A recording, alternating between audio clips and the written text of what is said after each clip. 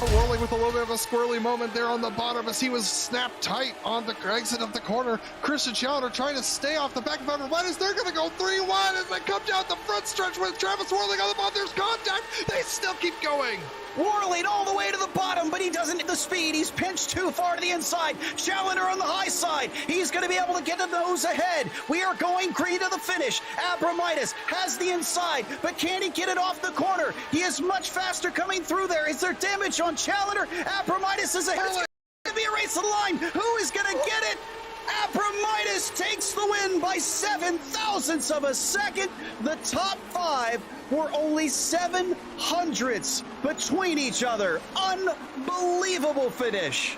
Pulling up ahead, but it's going to be 3 wide as they head down to turn 1. Look at that. That's Ian Haycock's making the move for the lead on the inside. They're almost 4 wide behind him. That's Reed Miller who gets into the back of everybody. He cleans out Yuko Leskala. Unbelievable. Haycock's with a move that saved his bacon. He gets a great run, covering down to the inside, almost all the way to the grass. He'll force Holly to go the long way around as they approach Rent. Kings is still potentially in this. No, he's starting to drop back as he tied on fuel here. As Holly tries to go around, he might have the speed to do it if he can just challenge him down to the line. He is a little bit wide. Now Kings is coming back. They are running out of fuel. It's going to be Kings who goes from 3rd to 1st at the final run. Oh, this is a bad place to catch him. He's going to be able to get through 1. That's some distance. That is the buffer that he needs. I think that's going to do it for Guven. All he needs to be is fast off the final corner. He spins it. The final corner. Vico's going to win off the final turn and beat Guven, who led this entire race.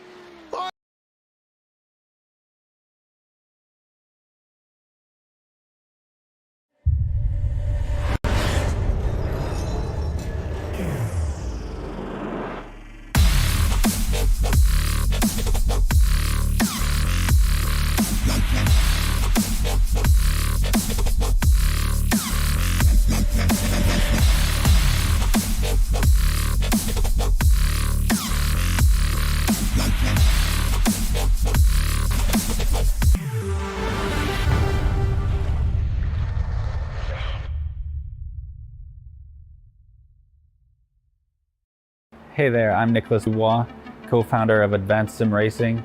We are a Canadian company. So what we did here today is for a real petrol head. He's really passionate about cars, as you can see behind me. We did a turnkey solution for him based on his needs. We try to gather as much information as we can on our client. And like we did today, we install a D-Box system. We install ultra-wide cube control steering wheel. We try to provide the best quality for your budget. So let's say if you want a budget of 10 grand, we're gonna give you something that's the best for 10 grand. If you want 20 grand, then we always try to stay within your boundaries. We do try to make it as easy as possible. So the client, once we install everything, it's pretty much gonna be a turnkey. So he's gonna press start on his computer, and right after, we'll try to explain everything, how it goes, how it works, and then he's ready to go. Our aluminum is from USA, treated in Canada, cut in Canada. So we do sand all our aluminum piece just to make sure the powder coat sticks to it. And that's one of the reasons why we use powder coat, is to make sure you have the best aluminum finish in the industry. And our quality is beyond what you can get with any other competitors right now. We are really, really passionate about all the gear, all the cockpits, all the sim hardware, and that's why we want to create something that's really going to reflect our passion into our product. Come visit us at advancedsimracing.com. You can always reach us if you have any questions. You can call us, you can text us, you can go on Facebook, like our page, ask us questions over there, and we'll make sure to answer every questions there is. We are very passionate about what we do, and we try to make it as easier for you to go into the sim racing world, because there's a lot of gear, there's a lot of options, but let us guide you through your process, and let's hope you'll be an Advanced Sim Racing customer.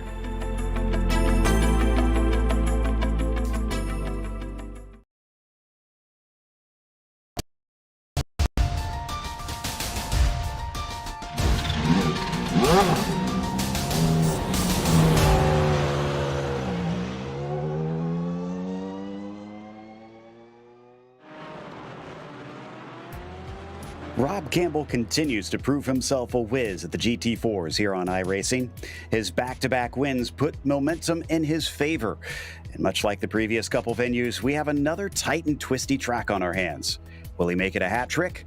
We'll find out soon as we get ready to watch round 5 of the PRL Multiclass series. And you'll see it all live here on the Global SimRacing channel. Hi, I'm Joe Peak, and with me in the booth is Michael Johnson. Behind the scenes is our director, Zach Johnson, and he's using cameras provided by Dougie Beard. Long Beach is perhaps more well-known for hosting open wheelers, but it's also seen plenty of tin-top action. Let's head to our track guide to learn more.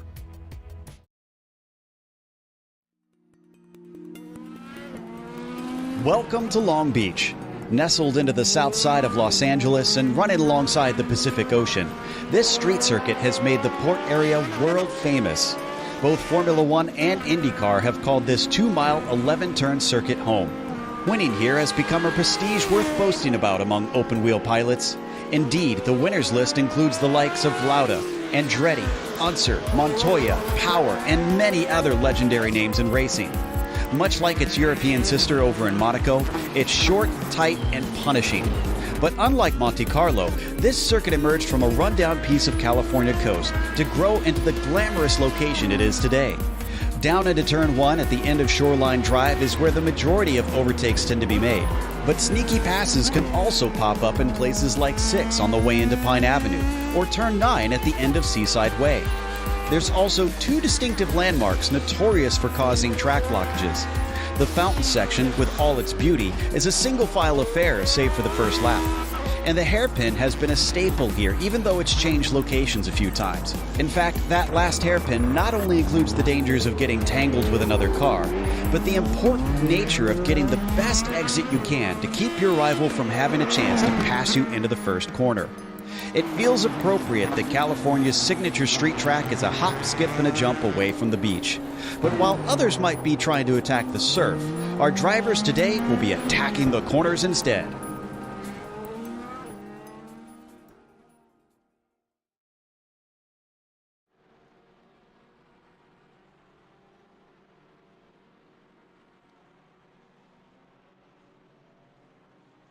And there you see a little bit about this historic street circuit, but what about with these sorts of Michelin Pilot type cars here? Michael, what are we expecting the racing to be like? We're expecting a lot of people to be incredibly close to the walls. If you're going to go fast around here, you have got to really push the limits, get up on the edge. A couple of places we can watch for things, probably maybe the run down Pine Avenue to get to Seaside, possibly at the end of Seaside or the end of that Firestone crossover. Hairpin's going to allow you to set something up, though, going down Shoreline Drive to make a dive into that first corner, possibly even into the fountain, but that more than likely later in the race. With these 11 turns and probably 11 billion walls, this 2-mile course is really tough, and it will catch you out if you are not incredibly precise, incredibly patient, and incredibly careful for the duration of this race.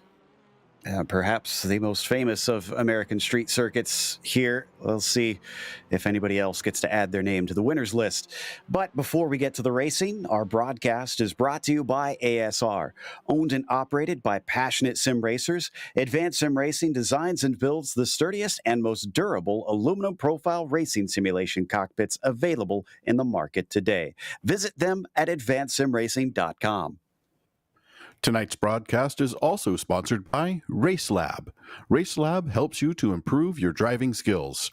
With modern overlays, race statistics, and native VR integration, you can get the best out of iRacing. Start using it now for free at racelab.app. Today's broadcast is also proudly sponsored by ButtKicker.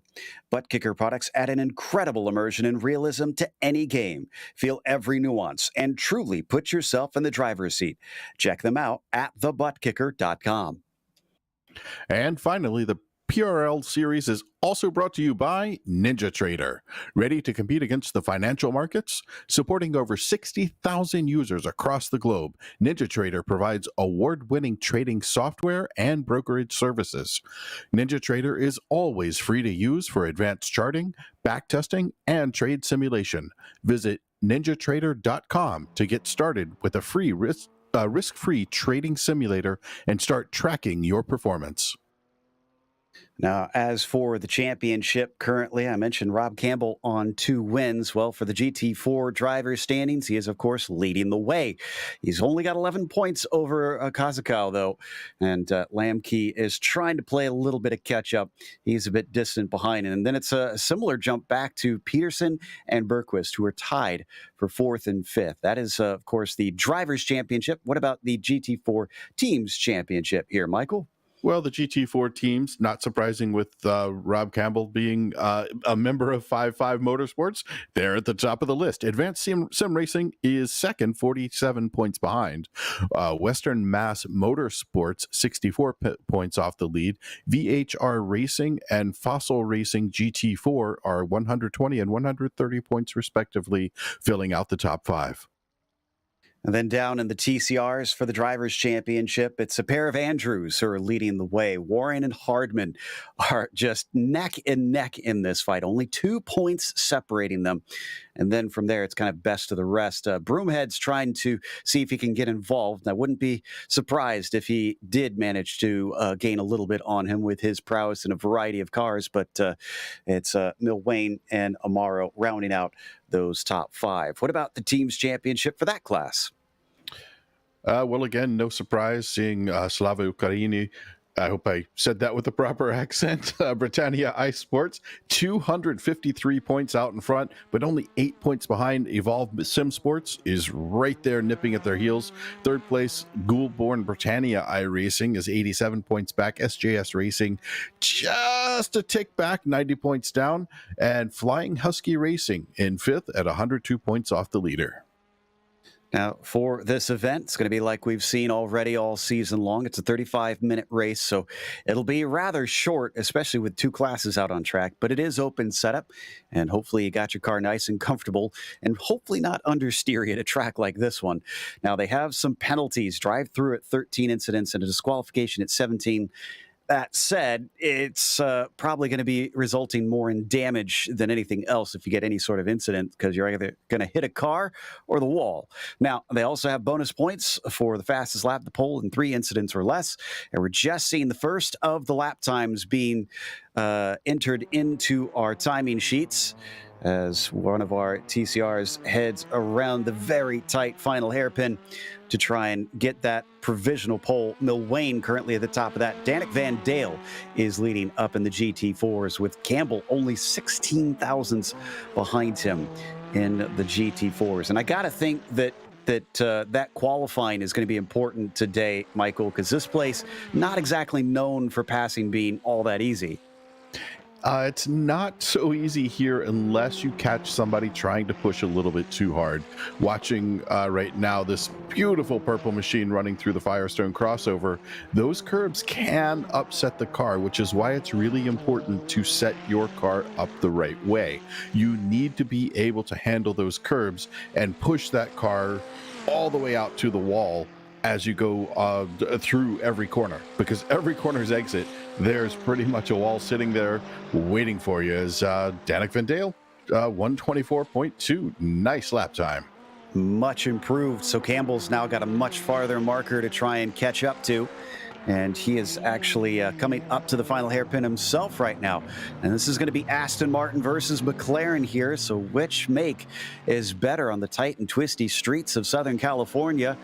Campbell to the line, and it's going to be a 24.4, an improvement by a 10th, but that's not going to get him on pole, unfortunately.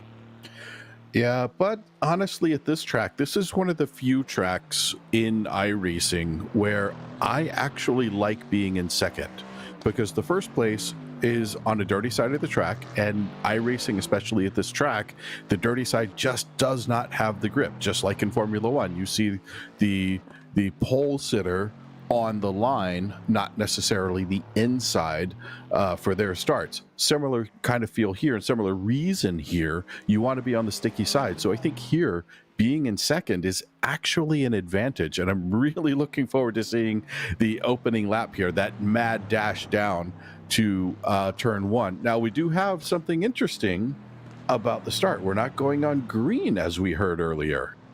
Indeed, the race control has given special instructions that the drivers may start between the two bridges. There you can see them on screen right there. So between the first and second is when they are allowed to go, and that's for both classes. So the GT4s will have the leader give them the go once the leader decides to go, and the TCRs, once they reach those two bridges as well, can take off. And look here on screen, looks like we've got someone blinking for one thing coming down to the corner. That's Mclaren. He's still trying to catch up to Hardman. Last lap, unfortunately, got deleted for him. I think he must have taken an out lap. That, or he's had these connection issues that we continue to see. And we're going to jump away from him in the meantime and take a look at coming on to the reverse side of Shoreline Drive. This is the likes of, I believe, Skip Gandy. No, this is Broomhead, excuse me, that we've got on screen in the 00. He's currently in sixth, and he is about 0.6 of a second off of our pole sitter, Tyler Scarali. Yeah, Tyler is a name we are used to seeing up at the top. He is a performer in every vehicle we've watched him race. Some of the fans may remember him last year from the F3 series, where he was a favorite to be in the top 5 every single race. Anytime you see Tyler Scarali behind the wheel, you know he's at the pointy end. Ooh, Nick McLaughlin just jumped up to 5th in the GT4s. Coming down to the line now, Broomhead, looking to see what's possible here, and does not improve on that final flyer. So he is going to stay in 6th at best. And this is Rob Campbell. He's coming to the line. Is this going to be it for pole? 24-2. No, he is 800 shy of Danik Van Dale. Not Dick Van Dale. Boy, my brain is going old school after we were talking TV before this. Yeah, we were talking old school TV, and you had Dick Van Dyke in your head. You're watching him do the Dick Van Dyke Show little run around the ottoman there. That's what it was. Exactly. Well, down through the fountain section, not doing laps around that thing, thankfully, as we come out and into Shoreline Drive for Johnny Luna. He's in 11th, and this is his final flying lap as well. They only get 4 laps to set a time out here in these 10 minutes, so they can't sit around and wait forever, and they also can't try as many times as they like. So racing on, I guess, a bit of a home track for him. Hails from Club California. Let's see if that gives him the home turf advantage. Yeah, it's hard to have a home turf advantage on a street circuit, especially one like this, where it's just kind of carved out and going one way down a street and then the other. If you notice, especially on the main drag here, when you look at the whole Shoreline Drive, you come back on to Shoreline Drive after you work your way around and make that left onto Pine Avenue. So it feels like you're driving the wrong way sometimes, but I don't think anybody feels at home at this track, even the people who run it. It's a very, very difficult track, and just an interesting layout that brings out some beautiful racing. The passes we're going to see today, you're going to see them set up from 4, 5, 6 laps back. So it'll be really interesting to watch how all that evolves. I'm really looking forward to that. And Stanton's going to weave to the inside here. Not sure if he's trying to shorten the line or what. Well, it worked, I guess, because he hit a 29.1, and that will put him into 16th, which is actually our last driver to set a time. Johnny Luna, who we were following, managed to go his quickest of the session, but didn't improve, unfortunately, his position. But it looks like the qualifying, is over. So let's go through our starting order, and it is Danik Van Dale who is on the pole with Rob Campbell in second position. Devin Lamke is P3 with Peter Newhook in fourth, and then Sylvian Bergeron in the fifth spot. Nick McLaughlin got bumped down to sixth after he was briefly up in P5. It was Cody Hatch in seventh, and Dave Peterson who will grid to his outside. Sean Mulholland will start ninth, and it's Dean Giroux in the 10th position. On the next slide, Johnny Luna, as I mentioned, only good enough for 11th, as Kevin Bergquist will start next to him. Nicholas Colander will be in 13th as Skip Gandy starts 14th, and it is Christian Lisiak on the inside of the next row. Pete Thomas starts P16, followed by Jeffrey Sibach in 17th, Pierre-Olivier Frechette in 18th, Charles Sumner 19th, and Robert Galanotto in 20th. Two other drivers, one set at a time. Don Bowden was a little farther down, and then Mike Witt failed to put a lap in here for our 22 car field in the GT4s. Michael? Well, looking at the TCRs, no surprise for fans here. We've got Andrew Hardman and Tyler Scaralli on the front row, but quite a big gap between them. I usually expect to see them a little bit closer together. Ozzie Milwain in third, Andrew Waring in fourth, Phil Amaro, Nick Horvath, another name we're used to seeing, along with Michael Broomhead, and then Sebastian Villeneuve, great name to have in racing, James Doherty, and Harlan Goulbourne filling out the top 10. On row number 6 in P11, Guillaume Huard with Jean-Sébastien Giroux in 12th, Brian Hoskins 13th, Malcolm Foster 14th, Joe McCauley in 15th, and our last car on row 8 is Jerome Stanton. We have two onboard cams here today. First up is Nick McLaughlin starting from sixth position, so outside of row 3, giving us his perspective amidst the craziness that is going to be Long Beach today. And then Peter Newhook will be starting from the fourth spot in the number 87. So both of them quite far up to the front. As there you see Nick just getting ready to go, and Peter is focused himself and ready to take off. So Danik Van Dale, who leads the way, but is not within the top 5 in the points in the GT4s. Can he get himself involved? Let's watch as they get lined back up. They are going to try and go through single file here, so this is going to look a little bit like the IndyCar race, and well, none of them really seem to get double file as the green flag is out, and he went right away. So Danik Van Dale leads them down to the first corner, very, very spread out, which will work out well for the 95 because it doesn't look like anybody is a threat as they break for the first turn. Let's go to the TCRs. Taking a look at the TCRs, we're coming around the final corner, right around the hairpin here. Everybody trying to pair up. But are we going to see a mad dash just like we did before?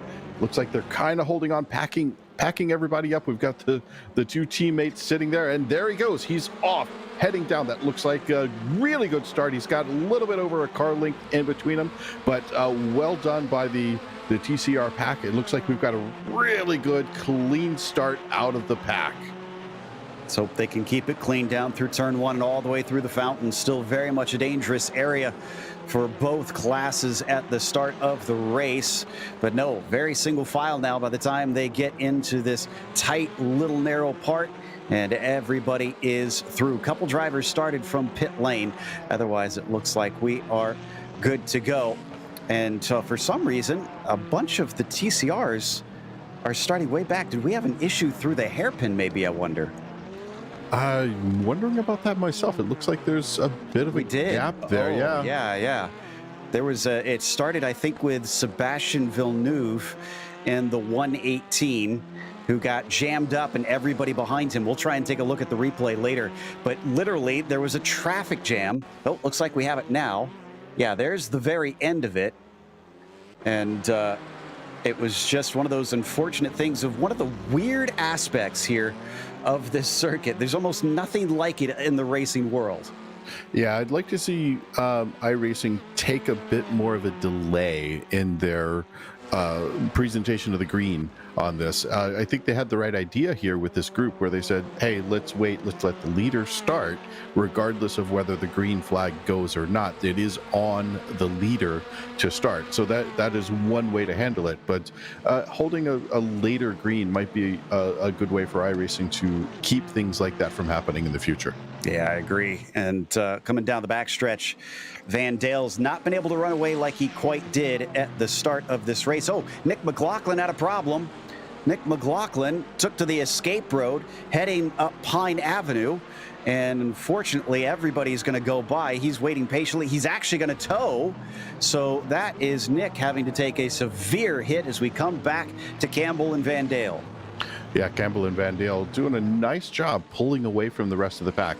In this shot, it's hard to tell, but watch right here. See how long this gap is? That is a huge gap. Hard to tell from the long lens, but when you really take a look, that is a giant gap there. It's almost 2 seconds between Lamke and Campbell. Campbell is right up under half a second off of Van Dale, so he is really trying to put the pressure on early in this race in that Aston Martin. Yeah, he's already caught up now at about 0.4 of a second. So I'm sure he wasn't too pleased about that early start from Danik, who has managed to get himself a little bit of a buffer, but it's all started to bleed away bit by bit. It's a little closer. It's about actually the same, I'd say, to Hardman and Scarali down in the TCRs, but one of the TCRs facing the wrong way, coming onto the backstretch. That is Malcolm Foster. Yeah, Malcolm and the Crikey No Brakes team. I wonder if that's a little telling. Oh, and we've got smoke coming out of one of the Hyundais. Or is that an Audi? Is that an Audi or Hyundai? That's a Hyundai. Yep. And that was because he hit into Malcolm Foster. So did Joe McCauley. I think Foster hit the inside wall while trying to steer into turn 7 there. And unfortunately just found himself bouncing back into traffic. Yeah, the 70 car making it a little bit difficult for him for the entry to the pits there, but he eventually got there. That was good. He can get in and get that car repaired. It's early on, but there we go. Replay just mistimed that turn in. There's an interesting thing with these TCRs. The tires on the first 2 laps really, it's kind of like ice skating, but then once you get going, about 2 laps in, those tires come up and you've got some grip, and it looks like he just got some very, very sudden and surprising grip as he went into that corner. Yeah, absolutely. So maybe too much brakes instead for him as he carries on. And now we head back to one of our Aston Martins here in the Gt4 class. This is the battle for 3rd place here. This is Lamke just in front of him. 2 Aston Martins really in this battle. We check with Peter Newhook's perspective, who swings back off the left-hand side on Pine Avenue and then steers it onto Seaside Way. Yep, trying to get right up next to the wall, doing a nice job. It's interesting when you cut over that little piece of curbing going into the turn onto Seaside.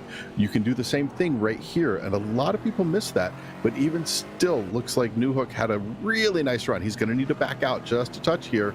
That's a good thing to do, to get right up on him, to assert a little dominance, to show him, hey, look, I'm quicker than you. But if you don't set it up right and back out of it in time, he starts to pull away when you head down this front straight. Yeah, he just was a little too hot into that corner, it seemed. Lost a lot of time as Rob Campbell has set the fastest lap of the race. Interesting. That's right around his quali time, isn't it? Yeah, I think you're right.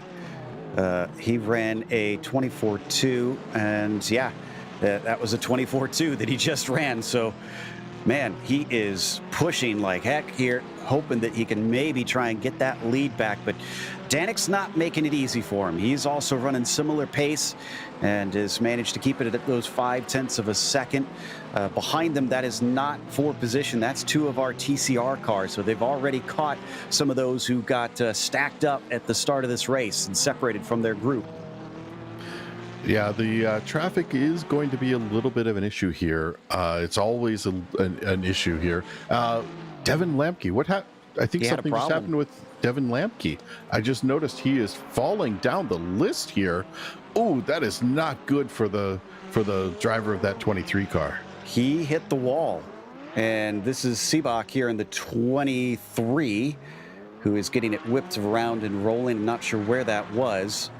But yeah, you can see the damage there on the left-hand side of Lamke. Unfortunately, spun the tires coming onto Pine Avenue and just smacked the wall.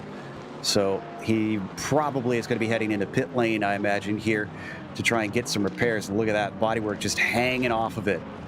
Yeah, having a hard time even making that hairpin. Trying to do the right thing and get out of everybody's way, holding off to that left side, letting this pack get by him, and then tucking the nose in, head straight over. But that's probably going to be race over for him. I mean, he can come back out and hopefully get a few points. But if he's got a drop race, this is a good one. Good opportunity to have this one be. Yeah, I think so. And Seebach spun on his own as well in that 23 car. Just a little touch of the wall, so he's in a much better position damage-wise. Meanwhile, back to the front of our TCR field, still being led by Hardman. And he's got some distance over Waring at this stage, but Waring's starting to be caught as Scarali is now right up on top of him. And that's actually Seebach in there as well. After his incident, he's now been sent in and amongst the other class. Yep, Seebach getting stuck in there after getting spun around, or I'm not sure if he was spun or spun himself, but as he had a mishap, we'll call it, now he's stuck kind of in the middle of the leaders of the TCR race. Now, the interesting thing here is the cars are not that much off of each other when it comes to raw power and lap time. Where it really gets made up is a lot of the transition ability of the cars, and does the particular track lend itself to a front wheel drive or a rear wheel drive car. And I love coming down here. You see that 25 mile per hour speed limit. I always giggle when I see that coming through. Like, yeah, no, not doing that today. But these cars, he's going to have a hard time trying to work his way through. His best chance coming through the Firestone crossover here, he's going to come around the hairpin and then try to put the hammer down and not get in the way of these guys. But look how they're just crowding him coming up into that final corner through that hairpin. They just run up on him pretty hard. Yeah, it's going to be a frustrating day, no doubt, because he probably won't be catching many of those within his own pack. Here's the power starting to finally help him close up, and I think he's going to want the spot down into the turn. First one, no, he's going to back out, and that's honestly probably the polite thing to do, since, you know, those other cars are in for a battle for position. Yeah, absolutely. That's a really good heads up from Seebach there. That's the right thing to do. Absolutely, no question. He is kind of helping the P4 driver. So Scarali is right behind him right now, wondering, hey, or sorry, Scarali's in front of him. Nick Horvath is right behind him, hoping to get a little bit of that draft off of him and hopefully catch up to Scarali. Now, for a brief moment, Campbell was right on top of Van Dale this last lap, but was not able to get a pass done. So, oh, and here we got another battle. This is Giroux chasing on Peterson as they're dealing with lap TCR traffic. 3 wide into there does not usually bode well. They're going to get it down to 2 wide, and around the outside, Peterson hangs tough. Wow, well done, both of those drivers, giving each other space, but yeah, only like a 1/10 of a millimeter of extra space. Those guys were pretty close to each other and right up on the wall and still fighting beautifully through that corner. Ooh, that was a little bit of a wide exit, though, for Dave. And now Dean's going to try and capitalize on that. I don't think he's close enough. No, he's not able to get the overlap that he needs. Johnny Luna's in behind them as well, so this could become a 3-car fight. Immediately going across the track there, Peterson being aggressive with his lines, and Giroux takes another little peek, but still is stuck in that 7th spot. In fact, that compromises exit. Here comes Luna. Yeah, Luna doing what he can to make a nice attack onto Giroux here. He's only about 3/10 off of him. The battle going on between Giroux and Peterson is really helping him out a lot. Giroux is about almost a second off because he's now having to fend off Johnny Luna right on his tail as these 2 BMWs just go hammer and tongs. Yeah, that was much better for Luna than it was for Giroux. And he's going to give a bit of slipstream as they pick up speed, 135 miles an hour as they straighten it out, look for the braking. He goes defensive and off to the right-hand side, much, much deeper. Oh, too deep, unfortunately. And something's happened to Van Dale. Van Dale's lost the lead, and Campbell is by. And I heard some radio chatter with him. Did he get involved in an incident? He did. It was trying to lap Mike Witt, who's actually within his own class. And I think Witt tried to brake early to let him through. And both Campbell and Van Dale are going to make contact. There it is. Oh, contact onto the lap car, and then from Rob Campbell onto Van Dale. And it looks like Campbell made the best out of that. I don't think you can blame either one of them for that. They're just a little bit quicker than that lap car and probably brake a bit later. And Campbell just came out on top. Ooh, but Campbell, I thought for a second he was going to come into pit lane, but no, he's going to carry on here. Baby tried to break the slipstream because Van Dale is going to have a bit of a run on him.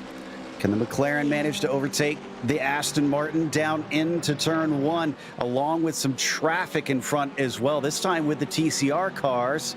But no, they're not going to catch Huard, who does clip the wall, and my goodness, it was close to hitting the wall there for Rob Campbell as well. He is leaving no space.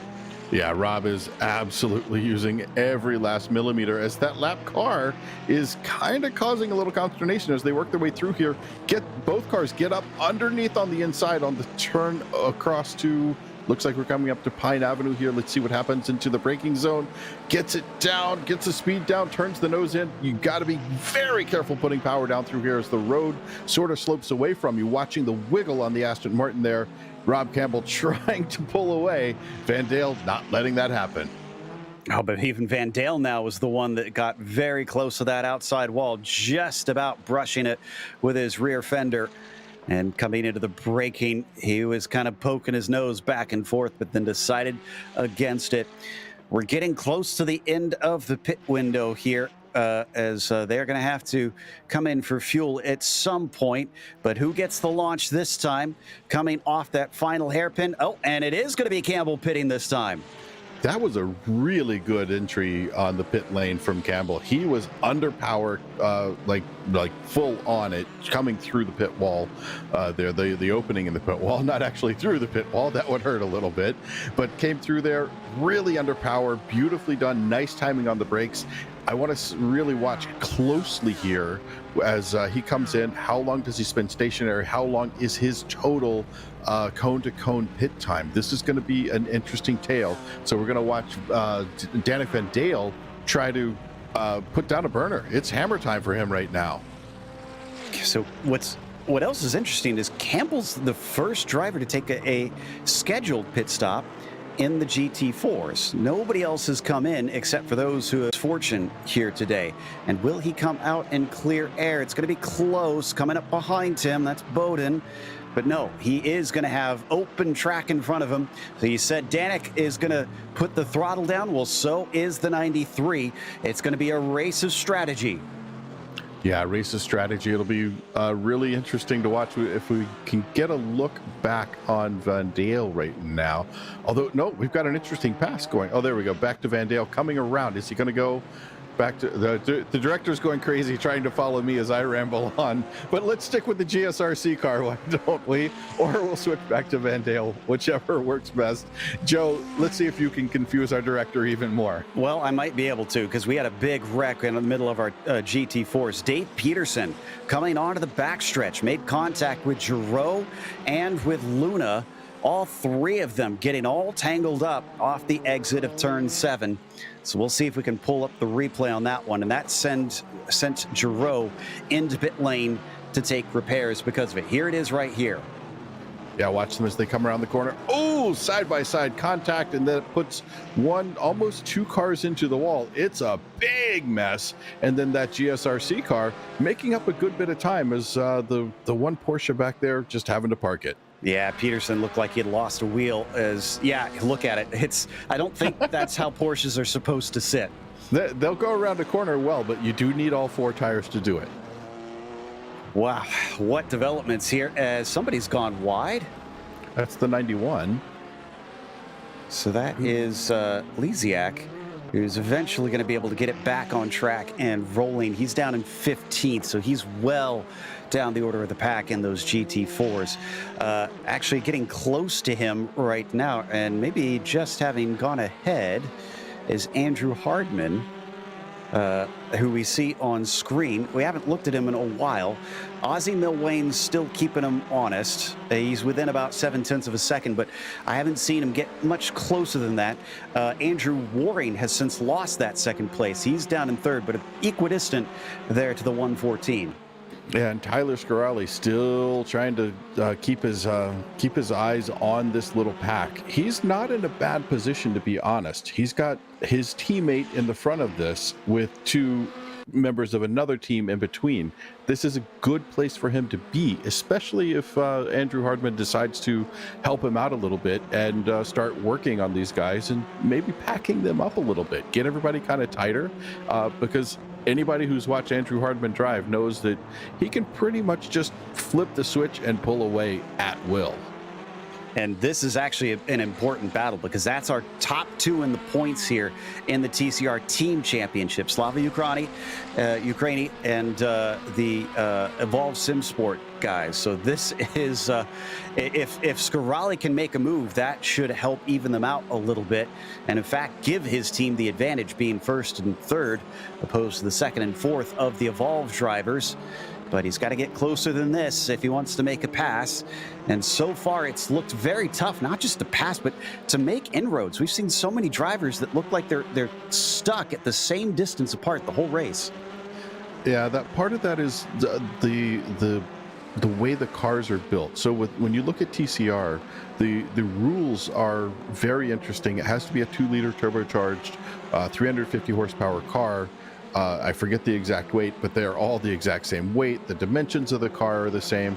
The only things that can really change, I think, are possibly wheelbase. I'm not 100% certain on that, but so much is defined on these cars that it really makes it hard to get around, especially when you have drivers who are equally as good as we're seeing with this pack of 4 right here. Yeah, going to be so evenly matched amongst each other. It will certainly make life difficult and a little bit wide. Oh, in contact. That was our leader coming into the side of Lisiak, who I just mentioned before had an off. He was trying to cut through the inside of the hairpin, made side-to-side contact. Hardman has slowed down a little bit. Milwane is now chasing and trying to pull up, but he's having all kinds of connection issues. Is he going to try and attack here? Little bit of a defense from Hardman, but it looks like the Canadian is not going to have to give up the lead yet, but he's still got to make this pass on Christian. Yeah, it's going to be a tough pass to make here.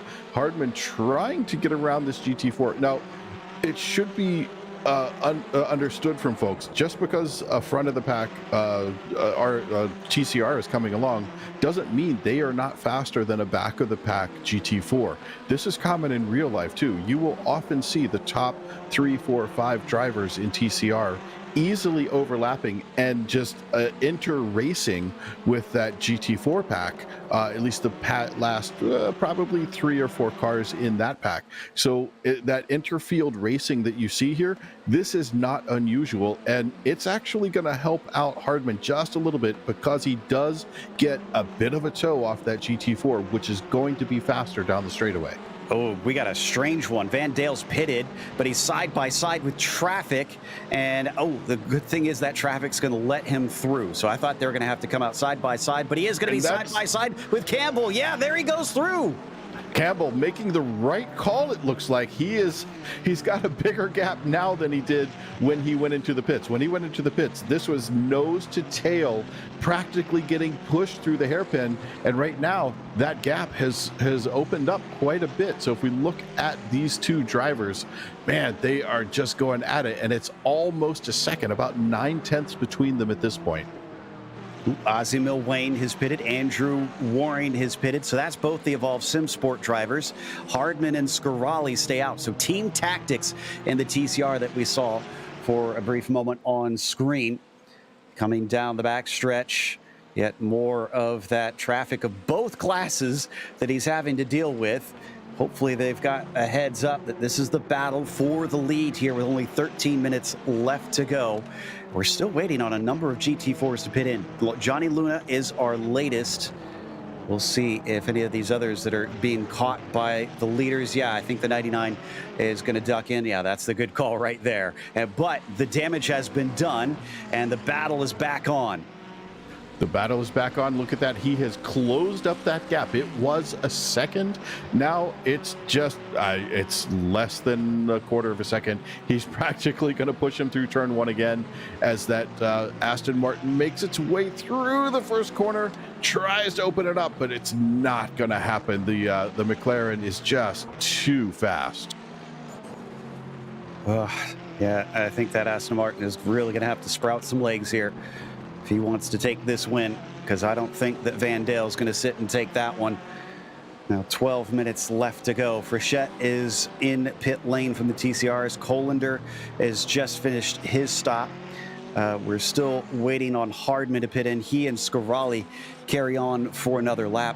And I'm kind of curious because you mentioned you experienced that in real life with the overlapping of the classes, the leaders of the TCRs over the GT4s. In the sim, I see a lot of frustration from drivers. On a simulator, what happens in real life with the emotions? Do those boil over quite a bit?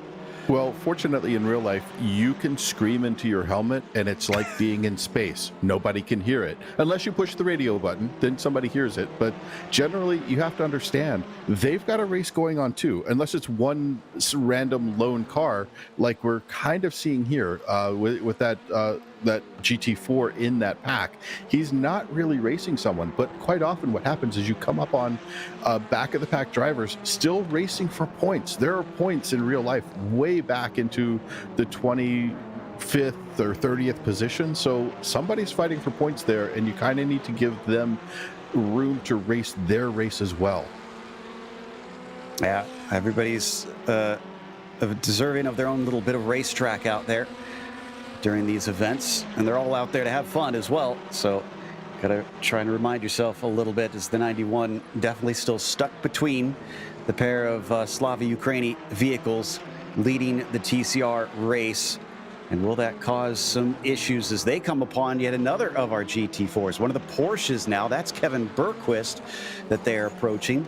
Now that is 4 overall positions, so he's not seeing any sort of blue flags or anything. This is going to be someone that is just arriving at his bumper without much warning.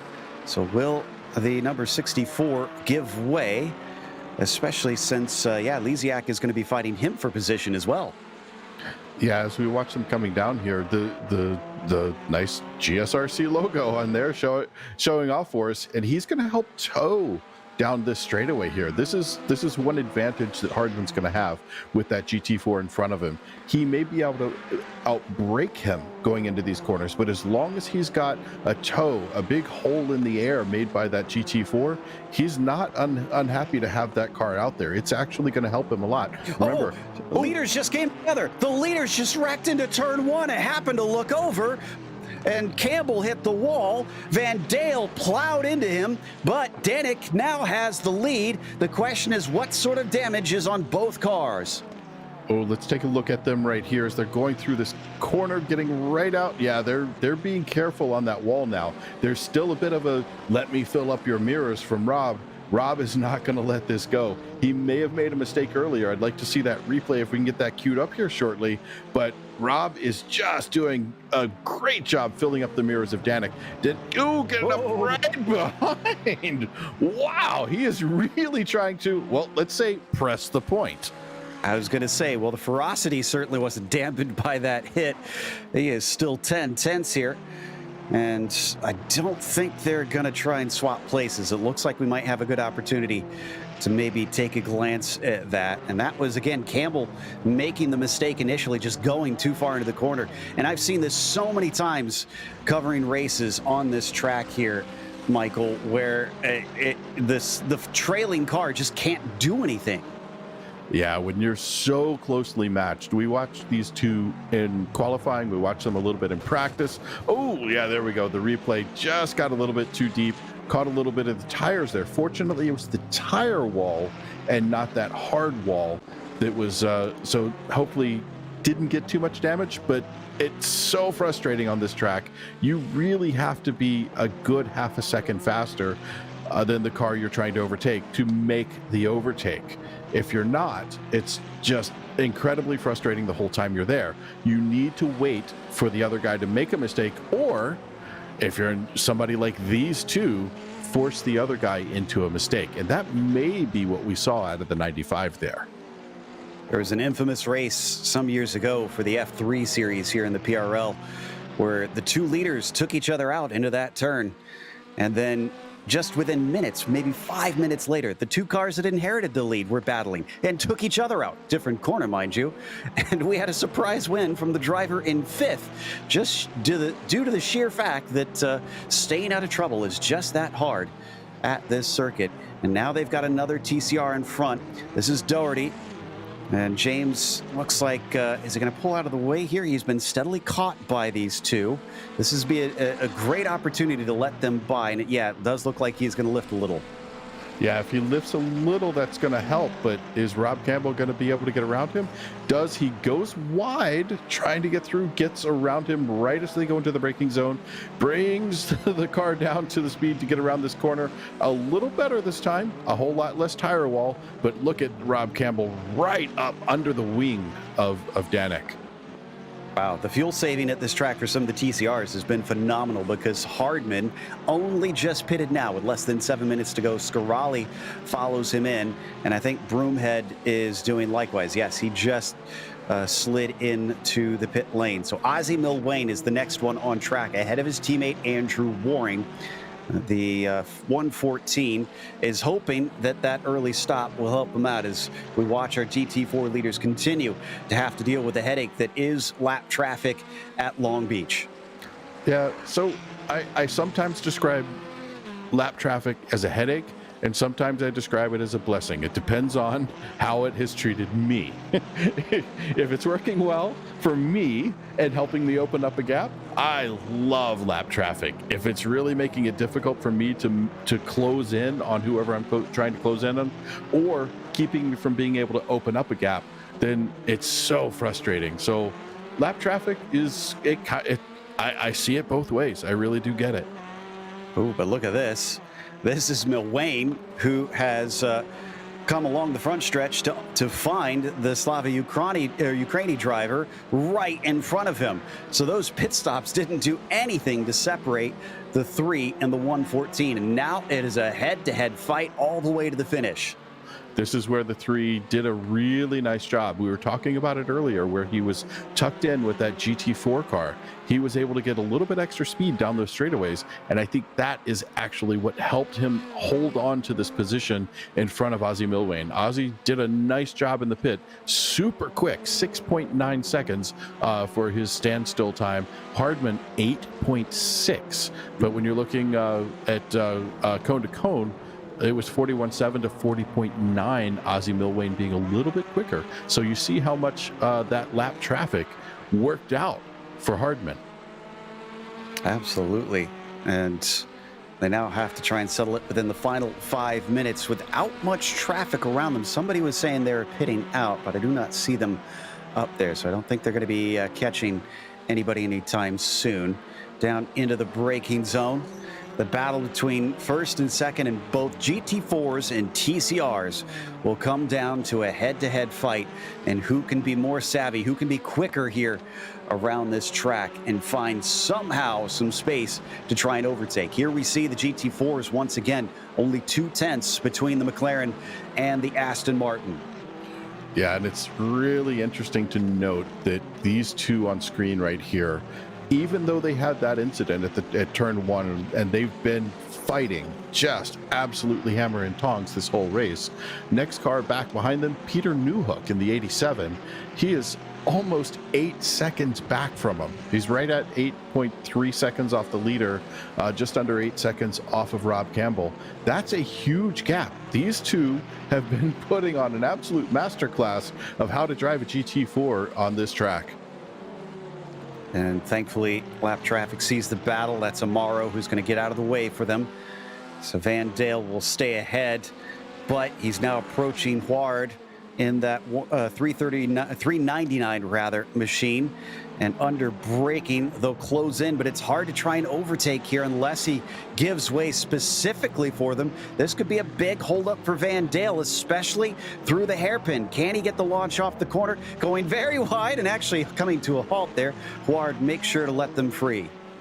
Yeah, Ward doing the right thing, giving them the space to do what they needed to do. Realized the leaders were coming through, had that blue flag, and got out of the way, but unfortunately got in his own way, or let the wall impede him a little more than the wall usually does. So down into the braking through the first corner once again, and they are still using every inch of the track possible. It looked like Van Dale nearly brushed the wall once again. So he's making sure that he leaves nothing on the table in this race. And I can say the same goes for both Mclaren and Hardman over in our TCRs. Having to keep our eyes in two places at once here for this finale, because I believe, yeah, we should get the white flag next time by, I think. Yeah, we're right at the 2-minute mark here, just coming up on it. As these guys go through that final corner, this is going to be our TCR leader, and second place Ozzy Mclaren closing up behind him. But again, here's the position Hardman wants to be in, right behind one of these GT4 cars, giving him a little bit of a tow. Look how he opened it up. That's more than just the concertina effect. He got a really nice tow out of that GT4 car. Absolutely, and I was a little off. Looks like 2 to go this time as I'm watching our leaders cross the line right about now. So yeah, that's a little too much. About 10 seconds going to be left on the clock when they come back through next time by. And the Canadian still holding track position at this circuit. Up ahead of them, are they going to be catching up some of these slow GT4s? The Mclaren just in front belongs to Don Bowden, who's again not getting any sort of blue flags from the leaders approaching, since he is racing for overall position, but he sees them coming and he will let them through. Yeah, nice communication there, letting them know literally by car position. The leaders of our TCR were able to see what the plan was, but oh my goodness, I'm watching in my right side screen here where I can see another race going on, which is our leaders, our overall leaders. They've got just as interesting a race happening. There was a pass on the outside from both cars trying to get around, but now we are down to only 30 seconds left in this race as we watch Rob Campbell try to absolutely turn up the gas and close it up on Van Dale. Yeah, that was Joe McCauley in the blue TCR car that they had to weave around coming through turn 6 and onto the main straight. Van Dale still has the lead and will get the white flag coming across the line. 1 to go here in round 5 for the PRL Multiclass GT4 and TCR series. Yeah, let's watch them as they make this final lap. We've got a little bit of an overlap coming down past one of the... Ooh, this is tight. This is not what you want to see when you're fighting for the lead. Oh, and we got a big tie up here. That is in the hairpin. Another big traffic jam in the hairpin. Yeah, Bergquist was side by side with Mulholland for some reason.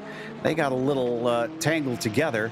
And I think that was him trying to lap one of the TCR cars is what happened there. In the meantime, Hardman is still leading Mclaren, and they are going to get the white flag momentarily. So they're about half a lap behind from our leaders in the GT4s. Yeah, as we watch Hardman right here and the blinking Mclaren, that might work to his advantage right here as they come around the corner. Now, one thing that does happen in iRacing... Oh! Well, you bounce off the wall and then you blink. But when you get into that blink mode, the other cars seem to disappear for you when you are the car blinking.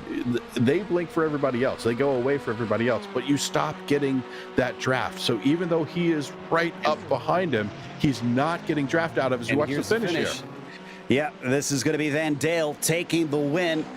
Just over Sean Campbell, about 0.3 of a second apart at the line. What a race between the pair of them, and Van Dale probably just sweating from the pressure. pulls over immediately after taking the win. Well, that clobber against the wall I thought would have slowed up Mclaren significantly, but not so. He is still with him. Yeah, Mclaren really trying to close this up as we watch these guys go through the Pine Street, which at the Pine corner, getting in that crossover, trying to bring it around here. This is a really fast corner, getting it right up onto the wall. Mclaren blinking out again. That's going to be Mclaren's problem today, is that blinking out. He is not getting much of an advantage when that happens. So it's tough for him to try to close this up and make a pass, because you want to do the right thing and not blink out on the guy you're racing against. Hardman is probably, I was going to say, is he going to send it? He is going to try and send it, but he does not turn him, and he does not take the spot. So Hardman will take the position and win here today in the TCR class. Mclaren, who, is he out of gas? Oh, whoa! What was that? I think it was a little help from the teammate. I think he was trying to help him, and now it's just getting comical. But I think he was trying to help him after seeing the teammate get spun. So Mclaren's teammate tried to help push him along and get him across the finish line there. Yeah, I was trying to listen in to see if he did run out of fuel, and I think that might be the case. But I believe they finished in the order they were in before. So thankfully that did not alter the results as far as I can tell. Let's take a look at those results. And on the top of it, Danik Van Dale taking the victory as Rob Campbell was P2. It was Peter Newhook in third, followed by Johnny Luna in the fourth position. Kind of a quiet race that we didn't get to follow. He was up from 11th. Cody Hatch was P5 as Dean Giroux was 6th. It was Kevin Berquist in 7th, followed by Skip Gandy in the 8th position.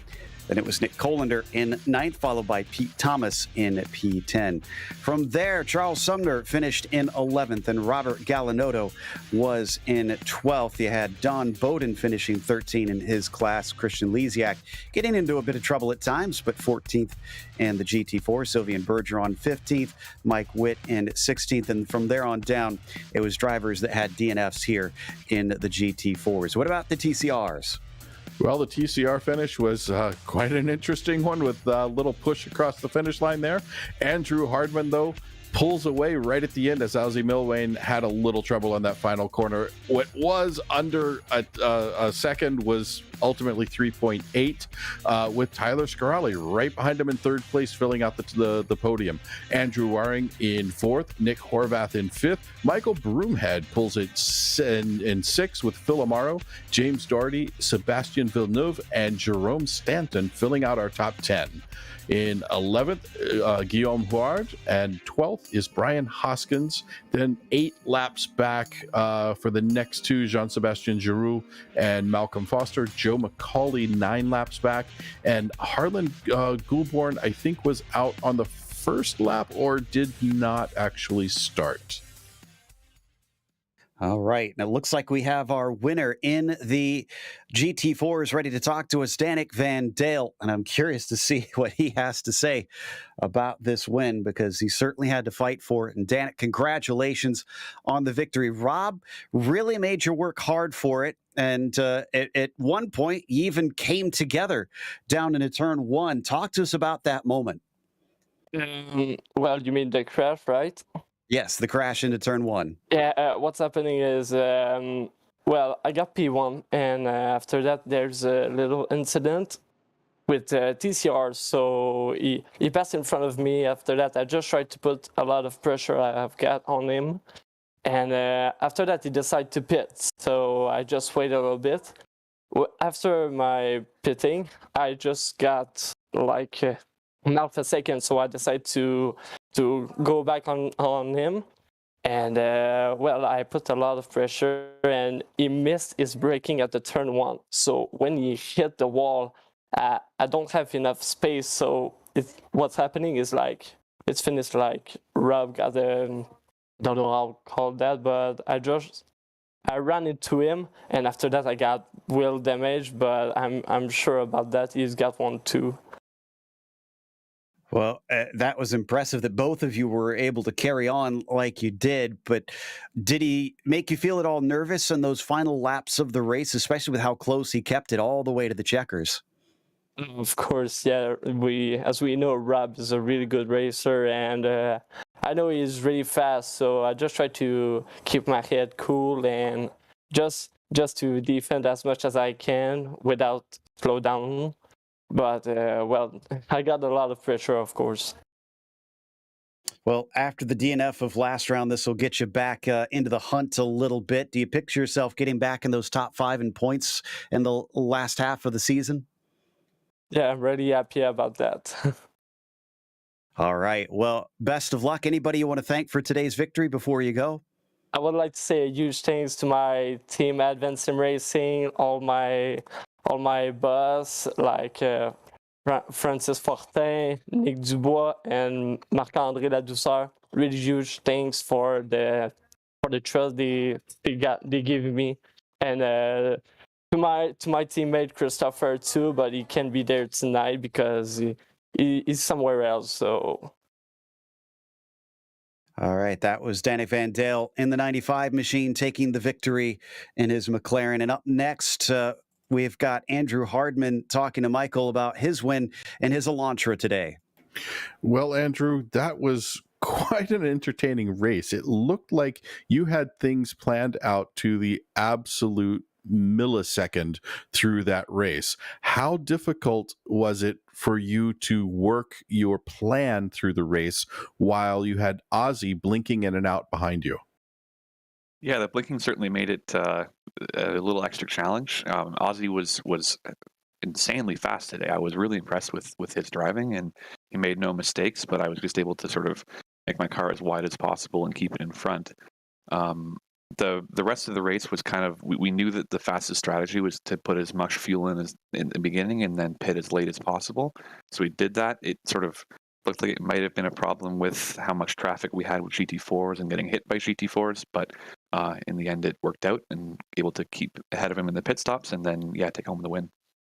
So interestingly, talking about the fuel, you had a longer stationary time in pit lane than Ozzy did. So what was going through your mind as you were back out on track trying to open that gap back up? Because when you guys came back together after his pit rotation, you were still in front of him, but I think it may have been a little closer than you expected. Perhaps a little bit. I knew that we were going to be faster on the strategy, and within a few tenths of a second, I think we were similar on the sort of the in laps. I added a bit more extra fuel. Like I'm wary of multi-class racing. It's my first time doing that, and so I know that it can sometimes go longer. I added too much fuel, so I probably had about lap and a half, 2 laps at the end extra. So that was probably it. But yeah, this I guess gamble is the wrong word for it, but it sort of paid off. So is that going to be a lesson learned for the next race coming up? Maybe not put in quite as much fuel at that pit stop, or are you going to try to stay with that same strategy with the unfamiliarity of the multi-class? Yeah, I mean, every race we do is a learning experience. I'm learning a lot from the guys around me. Andrew Waring and Ozzy are professionals in their own right, and so they're teaching me a lot about how to race. And so, yeah, I think we will try to be a bit more aggressive with our fueling and potentially get a bit faster in the overall race. So, who do you have to thank for today's victory? Of course, the Team Britannia, Mike and Tyler. We are lapping all week almost, developing setups together. We work really well together. It makes it a blast to do. You guys are putting on a great show. Team Evolve as well. We do sort of work with them somewhat. They're pushing us to the limit. It's really fun to have somebody or some people that are at that caliber to battle with. The organizer of PRL, and then of course my family. Well, another really brilliant race from you. We're used to seeing you in the F3s from last season, and then your transition into these cars has been beautiful. Looking forward to seeing more from you. Hopefully we'll get to talk to you again next week, and maybe in that same spot on the podium. But for now, I'm going to toss it back to Joe. Thank you. Indeed, and that's going to wrap up this first race, but our coverage is not over. We're heading off to Circuit of the Americas for the GT3 and LMP2 series. Stick around for more Precision Racing League.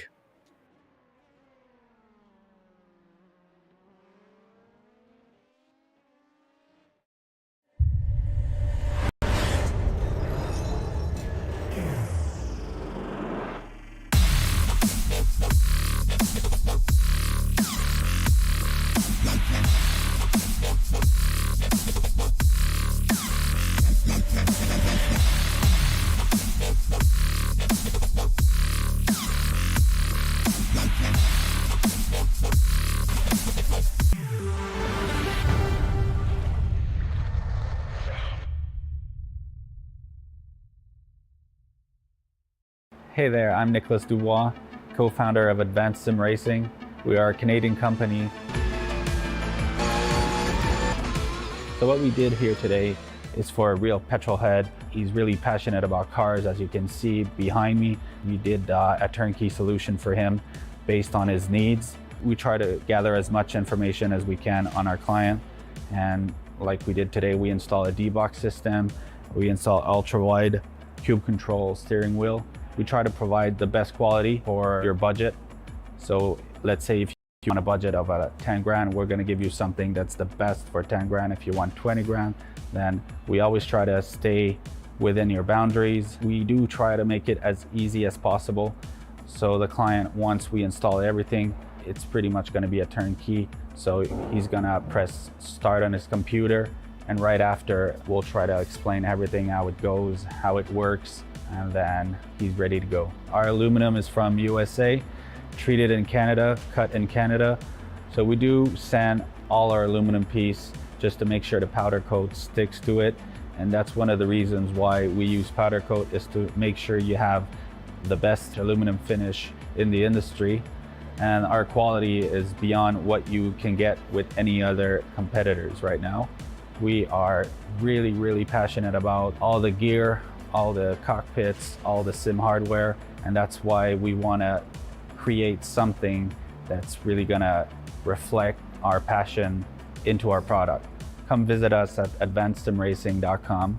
You can always reach us if you have any questions. You can call us, you can text us, you can go on Facebook, like our page, ask us questions over there, and we'll make sure to answer every questions there is. We are very passionate about what we do, and we try to make it as easier for you to go into the sim racing world, because there's a lot of gear, there's a lot of options, but let us guide you through your process, and let's hope you'll be an Advanced Sim Racing customer.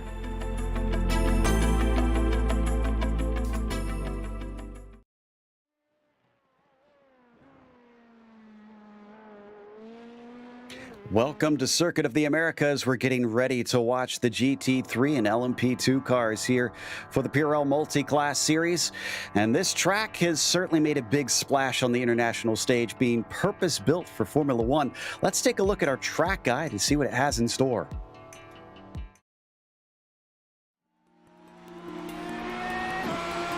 Welcome to Circuit of the Americas. The cliche of everything's bigger in Texas rings true for this track in the Lone Star State. Built specifically for Formula One, the number of corners, circuit length, safety features, and general track amenities immediately set this place apart from almost every racing course in the United States. Of the 3 layouts available, the most widely used is the Grand Prix circuit, which tops out at a whopping 20 turns along nearly 3.5 miles. Many of them have been modeled after well-known sections of European tracks such as Silverstone, Hockenheim, and Istanbul. But compared to those venues, this place still has lots of unique challenges. Turn 1 in particular features the largest elevation change from the lap and culminates in a blind and sharp hairpin. The penultimate corner is just as tough, with its off-camber apex and sudden drop forcing many to escape to the paved runoff on the outside. And though it was meant to lure F1, many other series have now raced here, ranging from IndyCar to WEC, IMSA, and even V8 supercars. Track days are also common, with the SCCA running all types of amateur events to allow up-and-coming drivers to feel what it's like to battle on the same tarmac as Vettel and Hamilton have. With this track, American race fans finally get to experience a purpose-built course made in the modern day. Texas went bigger and better, and in the process, raised the bar for their peers.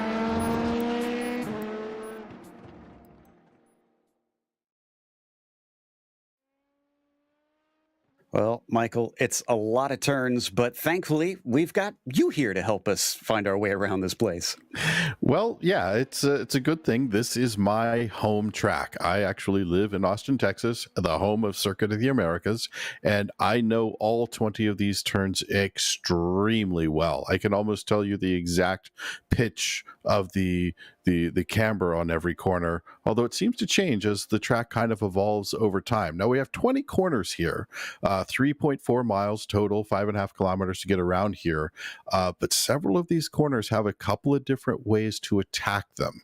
And it'll be fun to watch how the interclass racing here evolves over the time. So we've got these two classes, both very fast in their own right. And one of these classes, I'm actually going to be driving out here on Thursday for a big corporate client with one of the major racing schools. So it's going to be fun to watch this and then go out and see if I can match the times on Thursday. But things to watch out for here: passes up into turn one. The track really opens up beautifully wide there as you're coming up just past the pit entry, and that coaxes people to want to dive into the inside because they feel like they can, and sometimes they get away with it. Another place that happens right there at turn 11 as you look all the way at the tip, at the base of the tomahawk, if you want to look at it that way. Another good spot for passing, but you can get repassed down that long straightaway down into turn 12. Another big spot for passing, and I think we're going to watch a lot of interclass passing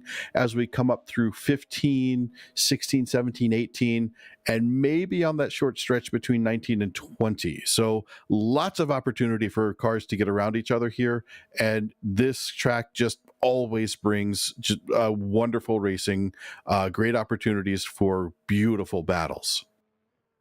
Absolutely does. And speaking of battles, let's take a look at the points starting off here with the LMP2 drivers. Only 3 between Sanders and Munoz currently. But David Holland is not that far back himself. Now, it's a bit of a jump down to Fredes with Eisler about 3 points behind him. It's kind of interesting to see some old names that I've watched race for many years now here in the PRL, especially in these GT and prototype cars back once again to face off. What about in the LMP2 Teams Championship? Well, in the teams, we're looking at not an unusual name to see up at the top, Punto CL Racing Blue. Alpine Stars Geodesic Racing, though, 10 points back, really making a nice push, keeping them honest for sure. 18 points back off the leader, 8 points off of the second place is Pure Sim Esports, with Delta Sport 30 points back, but right on their heels, 2 points behind them in 5th place, Punto CL Racing Black. And for the GT3 driver points, it is also close over there. 2 separating Trepanier and Vila. Arnaud Genet and Lowendick are in their own little tussle for 3rd. Teddy having taken a victory so far this season. In fact, he's looking good to maybe try and challenge for another, as he's pretty good up in the qualifying currently. We'll get to that in a second. It's Breton rounding them out here for our top 5 graphic.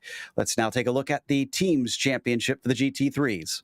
And the GT3 Teams Championship, ASR Esports holding the top 2 spots. Purple team at 239 points, 56 points back the Cyan team. SRTE Blue, 61 points off the leaders. Alpine Stars Geodesic Racing, 108 points back, with L1 Esports holding on to that 5th position. As for the event, it's a little bit different from what we just witnessed, but also very much the same. 45 minutes instead of 35. Still a bit of a sprint format, especially for these types of cars. It is also open setup like before, and same thing, 13 incidents and 17 incidents will give out the penalties. But with us being at Circuit of the Americas, it is the complete opposite problem, where now they have to watch out for the incidents because they can certainly take their abuses with the track limits. Now, they have bonus points as well for the fastest lap the pole and 3 incidents or less. And Mauricio Cuero is currently on that provisional pole in the LMP2s. And Lowendick was up on the top for the GT3s for a while, but Vincent Trepanier has since claimed that spot. Yeah, I think the real story of this race is going to come down to the incident points. It is so easy right here, that spot that we just watched that LMP coming through. I think another 10 centimeters, 6 inches or so farther, he could have been in serious trouble and picked up an incident point on that, which would have ended the qualifying lap there for him. And here's another spot when you come up here into turn 12. Coming out of this, you put the power down, you can get too far out. He kind of pinched the exit of that there, though, surprisingly. I wonder if that's something he's discovered with the particular setup of that car, making it work better right in that section. And will he get around in time to cross the line? Because we only got 30 seconds left or some. Kevin Norris just crossed and didn't set a time. Oh, looks like Breton improved up to 4th with that last lap. And then Christian Eisler is also approaching the finish line right now on his 4th and final flyer, but that one got deleted, must have had an off track. Montini pits in, so he's not happy with that lap. And now Gonzalez coming out of the final corner in the number 73 and across the line. It's a 53.3, and that will not improve his position. Unfortunately, I think that is going to be it for our drivers able to set a time here today. Let's take a look at your starting order. Mauricio Cuero on the pole for today's race. Graham Sanders will be starting from 2nd. It's Miguel Vigo in 3rd, followed by David Holland in 4th. After that, Marius Valiocas will be 5th, and Horatio Calquin will be to his outside. Francisco Montini starts 7th, followed by Christian Eisler in 8th. Carl Modoff, good enough for 9th, but we're used to seeing him a little bit higher than that, and he's usually in the GT cars. Surprised to see him in an LMP2 here. Dave Menino rounds out your first slide in 10th. Tansai Layton will be starting in the 11th spot. Lance Loomis in 12th, followed by Dominic Liviera, P13.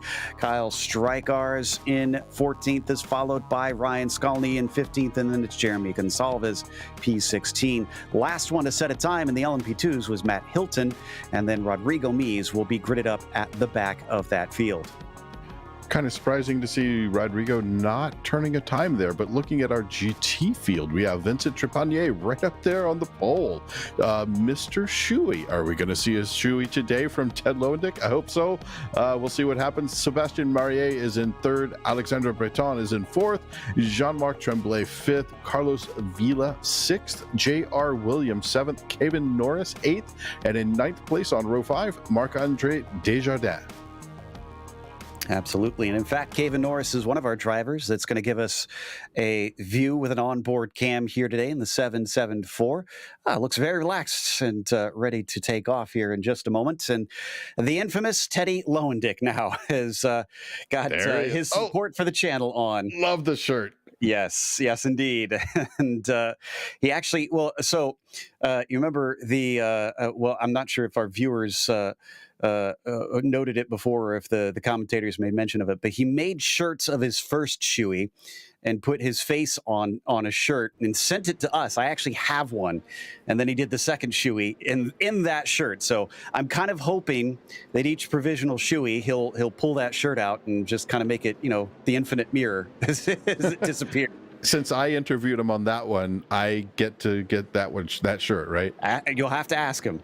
See if he can send you one. If he makes it, it'll come to me. Yeah, we'll wait and see. It's looking good, though, starting on the front row today. So we'll see if you can keep that up as we now head off on the pace lap. Only half, actually a little less than half of the pace lap here at this track as they come through the stadium section and out to the front of the fields. And there you can see it's slightly warm today at about 96 Fahrenheit, 36 Celsius for metric friends, and actually a fair bit of wind for those high downforce LMP2s. That's not going to be fun. But pretty accurate temperatures for what I experienced today out there. We were a tiny bit cooler in the air. Track temperature's about the same. So good job, iRacing, on nailing the track temp today. Absolutely. And see the pace car almost feeling like it's creeping along here at only 45 miles an hour. And they're definitely trying to get the temperatures up in those tires. Lots of weaving in and amongst this group. Probably a little brake dragging to try and get themselves to get the carcass warmed up as well. And there we go. Pace car is in. Cuero has control of the field out of the final corner. He's going to hold them a little bit, and now he is on it. Green flag is out. That checked up Sanders in a big way. Holland is going to try and attack around the outside for the second position as they come up into the first corner. Can he break it deep enough? He's about a nose ahead, and I think he might have it as we got a spin behind him. That's Vigo, who goes off track and unfortunately comes back just in front of a bunch of them. A bunch of contact, but let's go back to the GT cars. GT cars working their way up into turn one. Oh, trying to avoid that LMP working its way back into the track, but it looks like that's going to let Trepanier really open up as Carlos Villa gets second place away from Teddy Lowendick. Oh man, that's going to be tough to see that Chewy now. I think Teddy has some talent. We'll see if he can catch back up. It's a long race. We got 45 minutes to get there as we watch these guys work their way through the S's. I'm not sure if that's going to be a penalty for Vigo, the way he pulled back on. He lucked out and nobody ran into him, which I can't believe. Oh, and we got two off. Who is that? That is Kevin Norris, one of our onboards, and J.R. Williams, who both get sent to the very back of the field here today. Looks like they're able to carry on, and I think they had a little bit of a tangle there through the S's section. Yeah, we may not want to see the onboard right now. There may be a face that's not exactly... I'm glad we wear helmets in the real cars, because those cameras that are in the car, you would see some things, and maybe if you lip read, you might not like what you read. As we come back to our leaders, Cuero is trying to get away from Sanders now that he is back ahead of Holland. So Holland was not able to hold that spot. And he's got Valiokas in behind him. In fact, it's very single file in these LMP2s as they complete lap one of the race. A much bigger LMP2 field here in today's event, too, which is probably not a great joy for our GT3 drivers. Yeah, 18 cars in the field, and that's 18 cars that are going to come through in the overlap portion of the race. So we're not going to see it for several laps, except those cases where somebody spins or whatever. But the main pack getting overlapped, that's going to be interesting with all 18 of these LMP2s trying to work their way through cars that are absolutely hard rocking through their battles. They've got a battle going on too. You're not the only one on field, but one thing I got to say about PRL is the drivers in this league are absolutely amazing at being respectful of the other racers around them, even when it's a different class. Well, it's definitely a different class for Vigo, who is not trying to lap them. He's just trying to get ahead of them in overall position because of his incident there at turn one. I'm kind of amazed that he doesn't have more damage. Kyle Strykars did not get away so lucky. The 07 has been our first retirement of the day. So make that 17 cars that have to try and come through these GT3s. Yeah, so we watch here. He's just taking a look up on the inside of Teddy Lowendick. He is actually waiting. He could have made the dive down into there and made it, but trying to get around both cars would have been challenging. Now, Vincent Trepanier is really checking out. He's got over 2.5 seconds between him and Carlos Villa, but Miguel Vigo coming down the straightaway, able to close up that or get around these guys very quickly, very easily. Let's look at that distance between the purple 87 and the gold 46 as he is putting some severe distance between himself and the rest of the field. So Trepanier has an open goal right now as Cuero now sets the fastest lap of the race up in the LMP2 class. And I think we've got a chance because we don't really have many battles happening right now. Let's see if we can take a look at the replay with Williams and Norris. I think this one might be a bit on Norris in that 774. So if he is angry, I don't know if he can be angry at anybody but himself right now, because let's take a peek here. So yeah, trying to watch this, gets up really on the inside. That looked like, and it was hard to tell, but it looked like it could have been a little bit of net code that happened in there. Now, he was coming in really hot, and this is turn 8. There are two ways to take turn 8, and I think there was a difference of opinion on which is the right one in that case. So, yeah, interesting to see how that worked out, but let's hope that these guys can continue racing. Yeah, both of them are still out on track. Neither has had to head into pit lane because of that. Watching down into the battle between them into turn 1, as DJ Clark has lovingly dubbed Phil Hill, which I think definitely should be the name for that corner. Absolutely. I fully. Oh, look at this. Oh, is that a pass for second, third? That's no. For fifth. Yeah, that was Modoff managing to get by Cal Quinn with a slide up the inside into turn 12. Yeah, nice move there. A couple of different ideas in turn 12. You can catch them under braking, but you really got to hold on to it for the run to 13, and then try to stay ahead through that's what we call the stadium section. Now he's going around the triple right rather, and making a mad dash through 19 using every last millimeter of track. Looks like he's going to try to run away with this. He's just using the track a little bit better than Cal Quinn is. And up the front stretch, they're eventually going to start catching up to more and more of these GT cars eventually. Now, they've got a ways until they get to Norris, thankfully, so probably a few laps, but look at how tight they remain here between Cal Quinn and now Montini.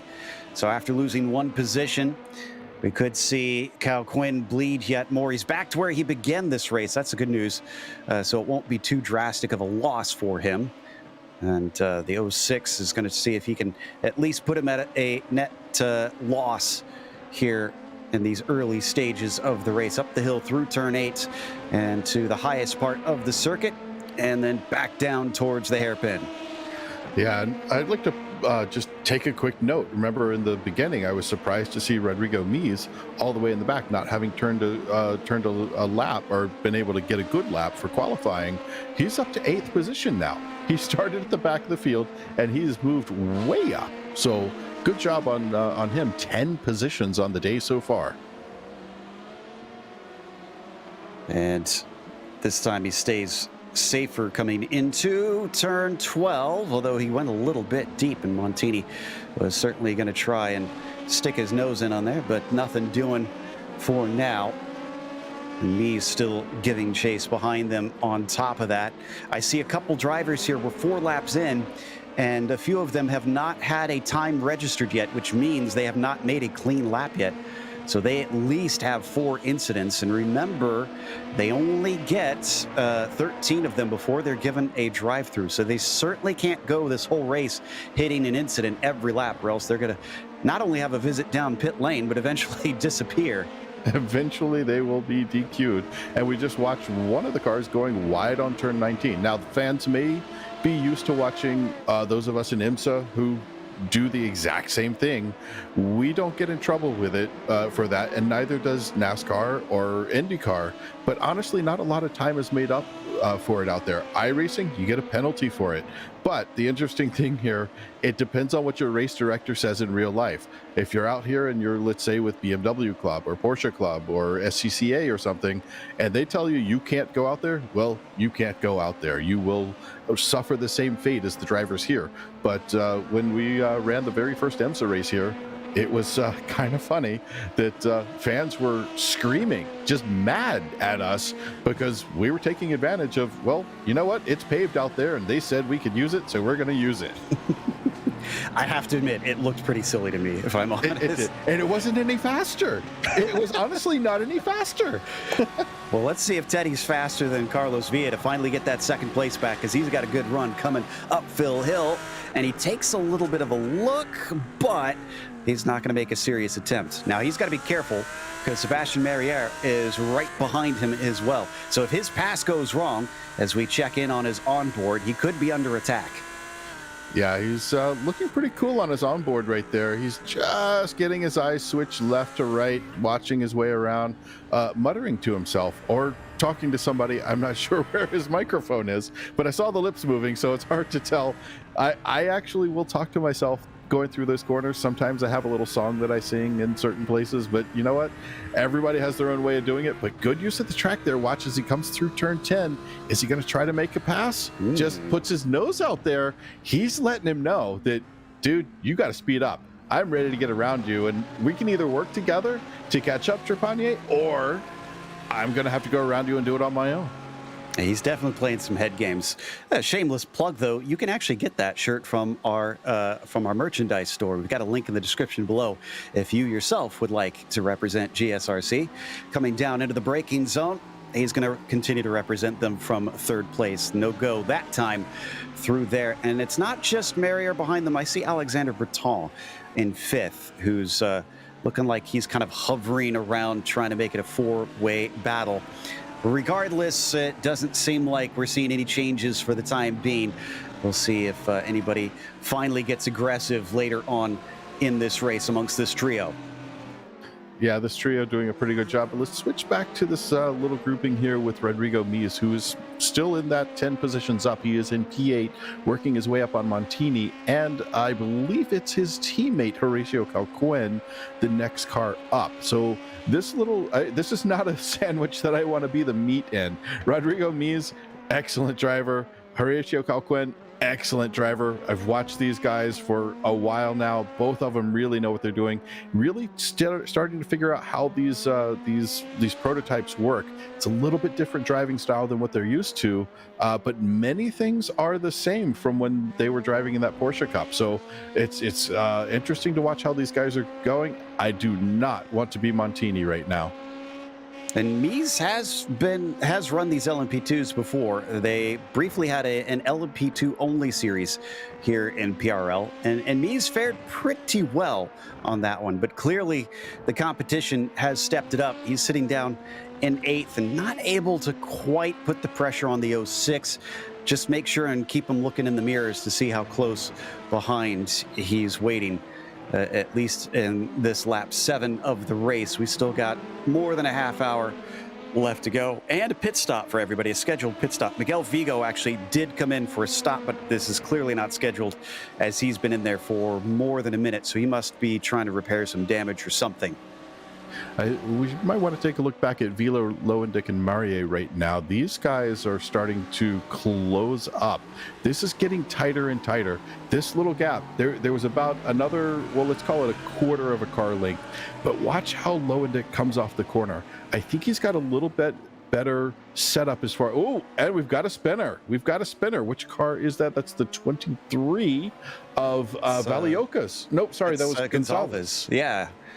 Yeah, just unfortunately hit one of the pyramids, and I do want a replay of this one. Now, this is another unique thing about iRacing as well, because I'm pretty certain, if I'm not mistaken, Michael, they replace the apex curves based on different series, don't they? And look at how harsh they are here in the sim. Yeah, they've got the F1 version of it in, which is about the same as the pyramids at Giza. They're huge, but in real life, like in IMSA, the ones we have in there are significantly lower. You can get the splitter of a GT car over the top of one. And then for amateur racers, there's even a lower one that you can pretty much let go right underneath the middle of your car and you'll never touch it.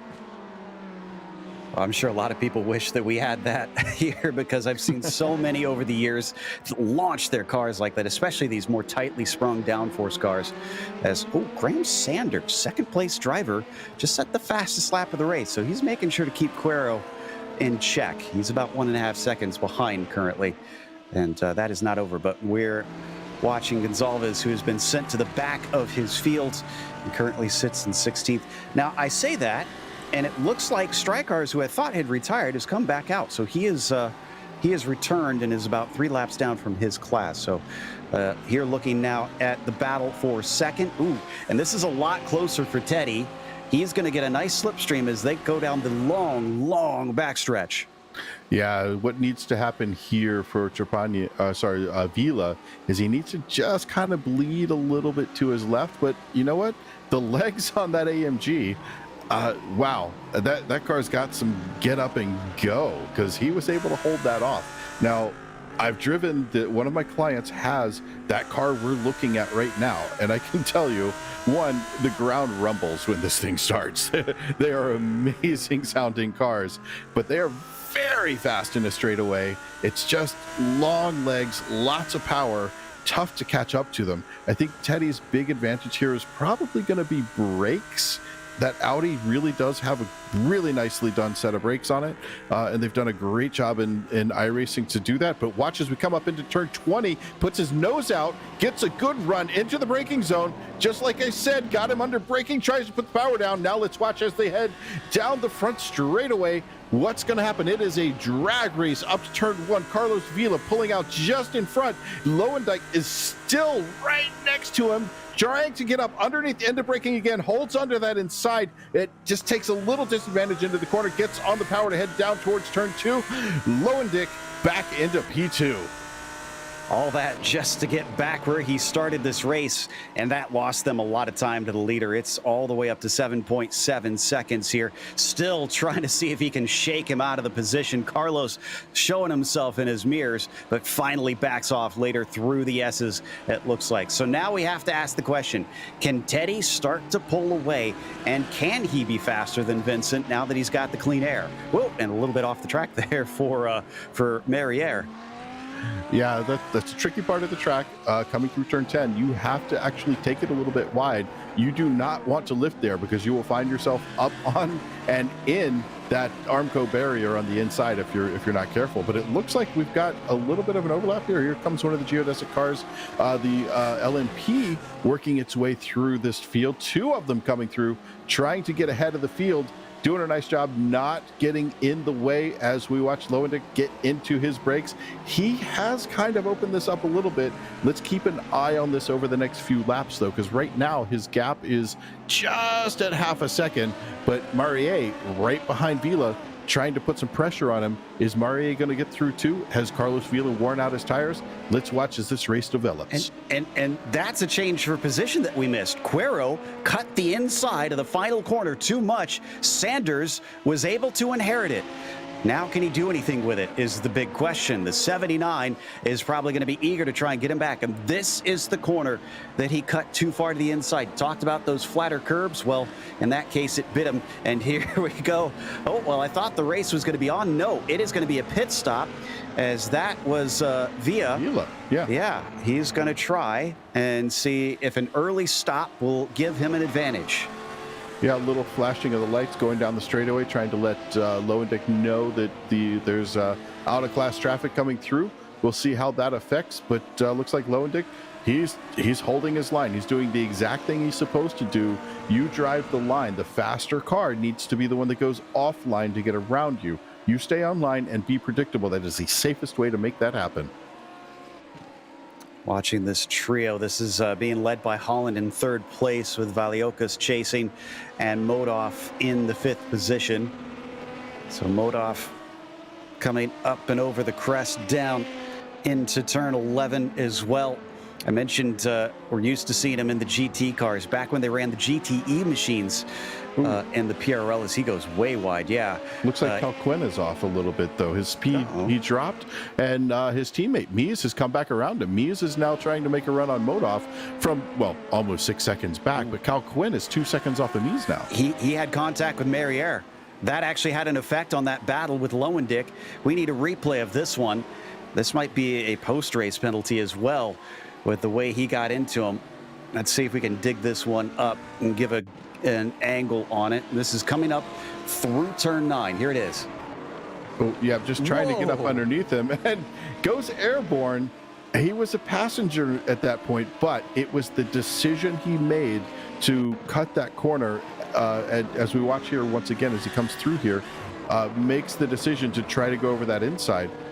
Although I didn't see contact on that one. It looked like there was net code between them, but it was already happening before he hit that curb, I think. So, yeah, I don't know. I think he might be hard pressed to get away with that one. Although the net code might save him, the stewards might say there wasn't going to be contact and he doesn't deserve a penalty on that. Regardless, he took a big leap, and I'm sure that did not help the bottom of the car, and it didn't help Sebastian, the 55, still in 4th, but a long ways back behind Breton. Yeah, and Lowendyk sitting now with about 5.5 seconds on the way up to Trepanier. He could close it up. It is going to take another car going airborne probably to get him there. But, you know, if anybody can do it, Teddy is one of those guys. He's probably looking forward to doing the shoey. But let's take a look at Cuero here. Cuero working his way back onto Sanders. He has closed this back up, and he is right on his tail. We're going to see a pass here, I think, going into turn 12. Much better speed. I don't think that is just down to the slipstream, because he rocketed past him there, and under braking, trying to come back at him. Sanders wants to retake the spot, cuts back, and it's going to give him the wrong side down in the first part of the stadium section. Indeed, he has to finally give it up. Cuero in the lead once more. But watch here, he has an opportunity to cut under. See, if that were me, if I were the trailing car, if I were Sanders in that case, I would have gone to the left side and taken the shorter line and gotten up underneath him there. But maybe Sanders is looking to go and have his pit stop this lap. Notice how he's kind of falling off as they come out of turns 18 into 19. But nope, does not make the dive to the pits, but better braking up into 20 as they get on the power out of 20 to head up to Phil Hill. That doesn't look like it's enough. He fell back as they got onto the throttle, and it's up to 0.4 of a second between the pair of them. Everybody braking into that first corner. They thankfully have no traffic in front of them for a long, long time. So this is a straight fight between the pair.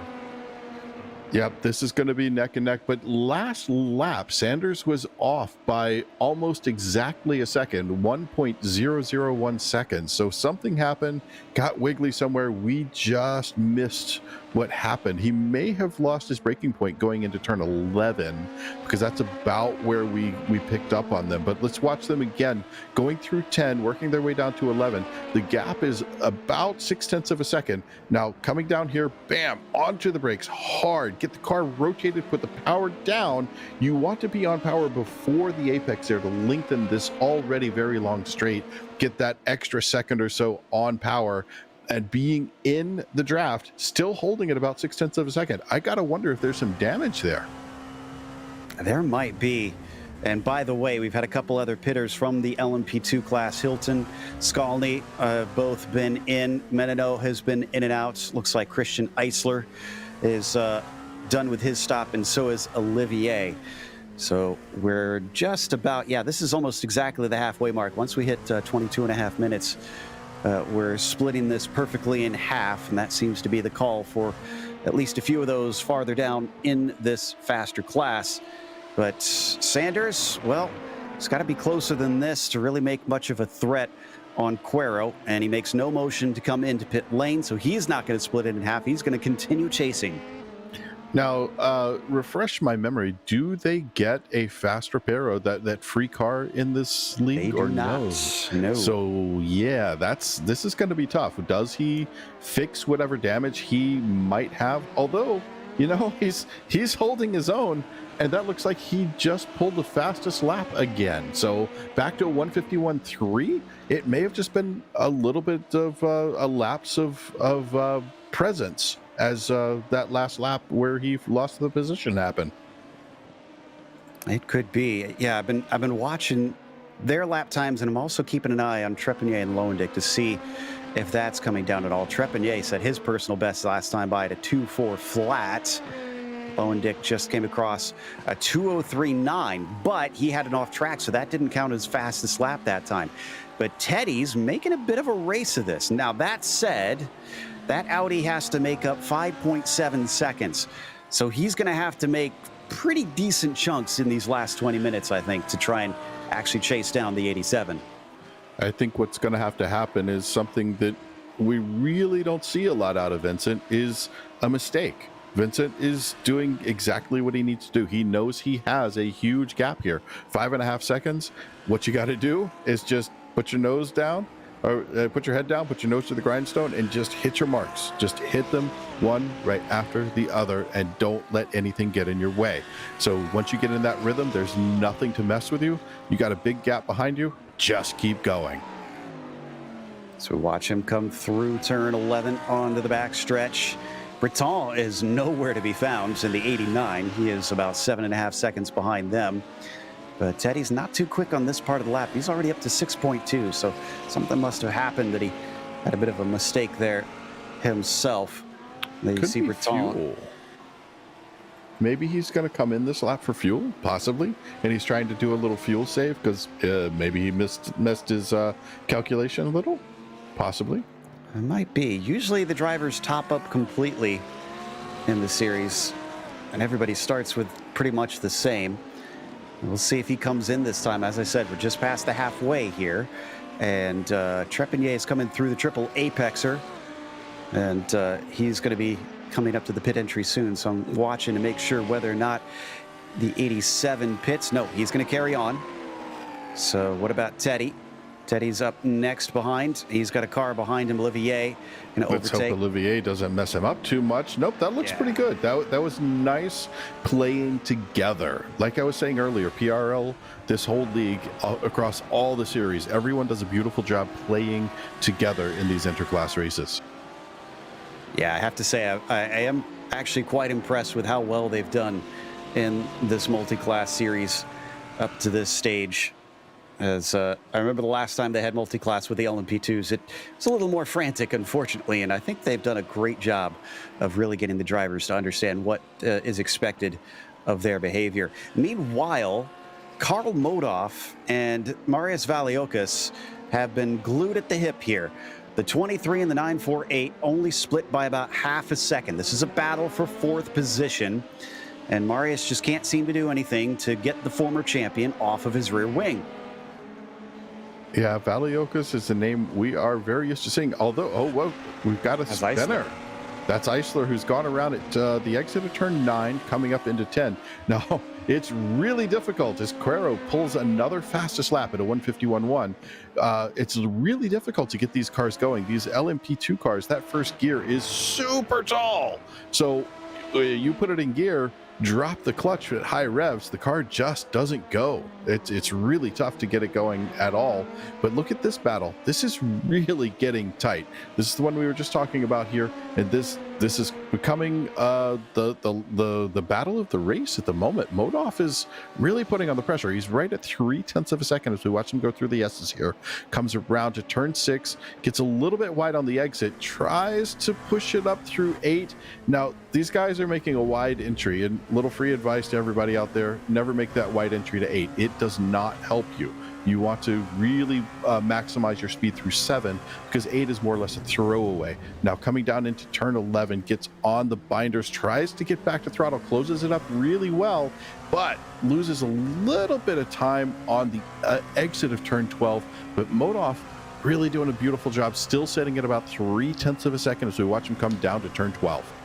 Well, it certainly helped make me understand why I suck so much in those S's sections, as I was always going wide.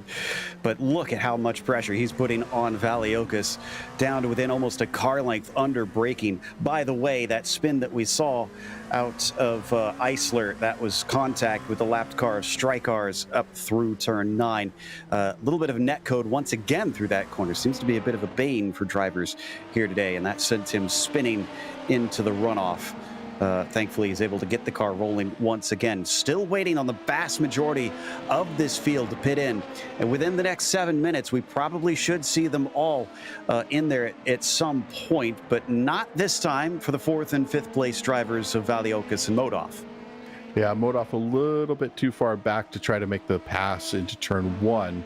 Not impossible, but it would require something like a missed shift. However, in a paddle shift car, not too many missed shifts happen unless you shift early. You short shift, that can happen.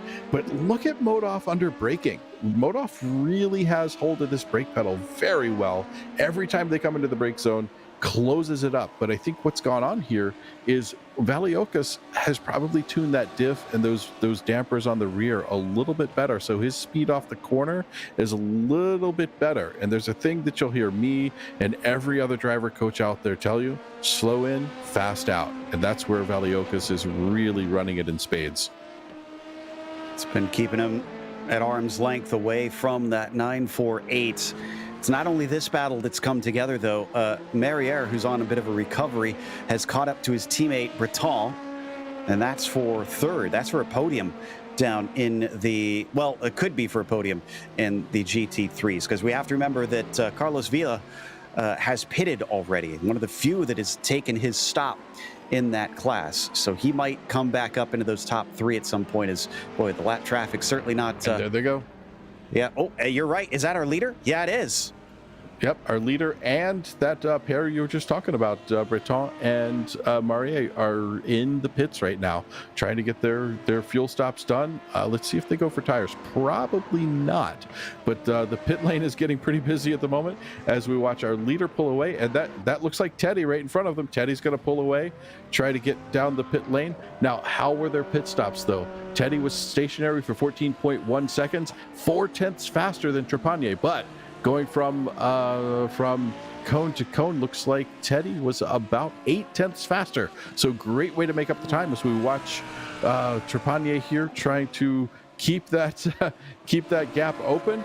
But I don't think Teddy's going to let that sit. Teddy is tasted blood right now. He is on the hunt. But he's lost time. It's all the way up to 6 seconds between them once again. And he had a bad pit exit that I think stole some of that time back that he had gained in the pit stop. There were LMP2 cars trying to take the racing line down into Phil Hill, and he could do nothing but be pinched to the apex, unfortunately. And he's got some work to do here in these final 15 minutes, that's for sure. So that's the entire of the GT3 class that is done with their stops, and Trepanier is going to allow Quero and Sanders by. Those two at the same 0.6 of a second apart that we left them at before. So Sanders may have lost the lead, but he's using that slipstream to hold on to the coattails of the 79. Yeah, doing a nice job to stick in there, but I think we may have a similar thing here that we were seeing with Modov, where Sanders is great under the braking, but he may be overslowing just a little bit. Quero coming off the corner and just keeping the gap exactly where it is. Sanders not able to close it up going down the straightaway. So let's keep an eye on board here for just a little bit. I want to get this on-car view as we watch them go around 18 through 19, and the braking zone for 20 coming up right about almost now.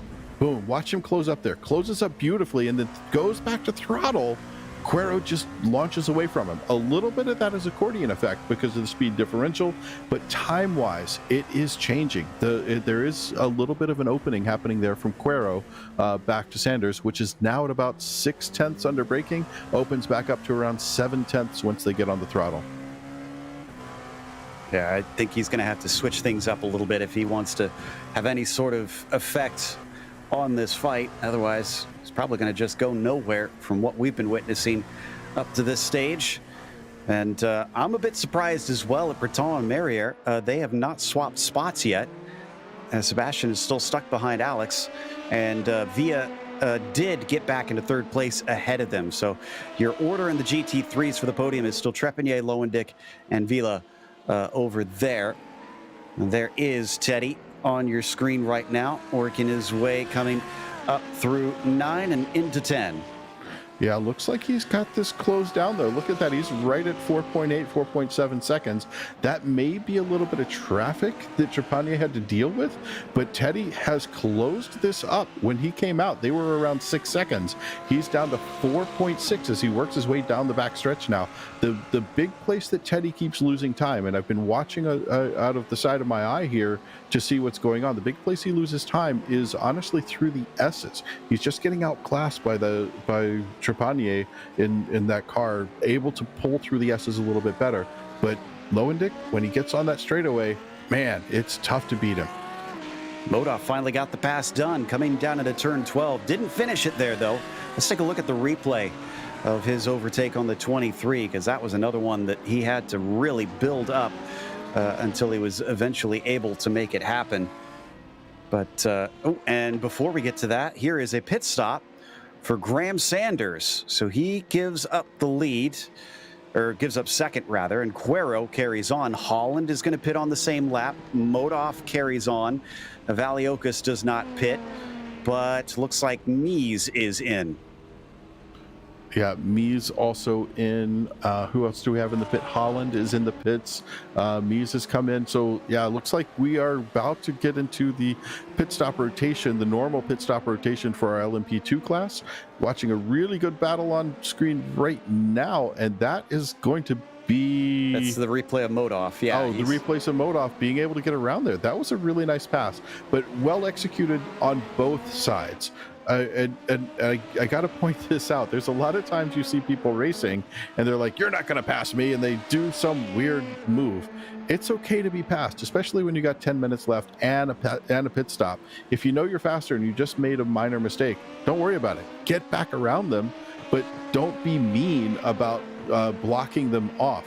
Make it difficult, but don't make it angry, I guess is a good way to put it. Yeah, be wise about your defense.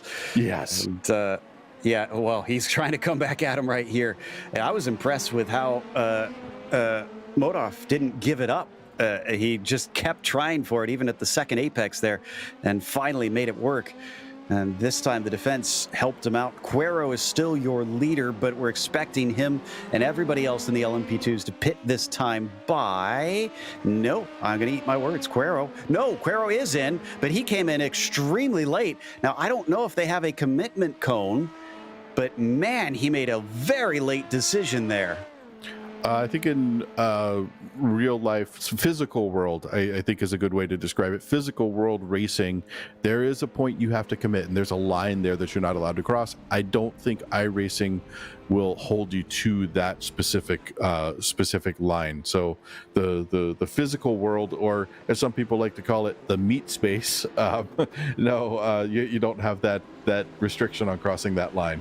Yeah, and it was a regular pit stop, so you're right. No penalty for him. Man, that really caught me out. I'll have to remember that one. That is permitted here in the sim, because he looked like he made up some good time. In fact, he came out just ahead of Sanders. You could see how close that was between them. So that could have been extremely important, carrying that little bit of speed through that final turn on his pit entry. And now the battle will go on. Oh, and Valiokas and Holland came out close together as well, but it's Valiokas who came out in third, and I think that's a jump. I think Marius overtook him in the pit stops.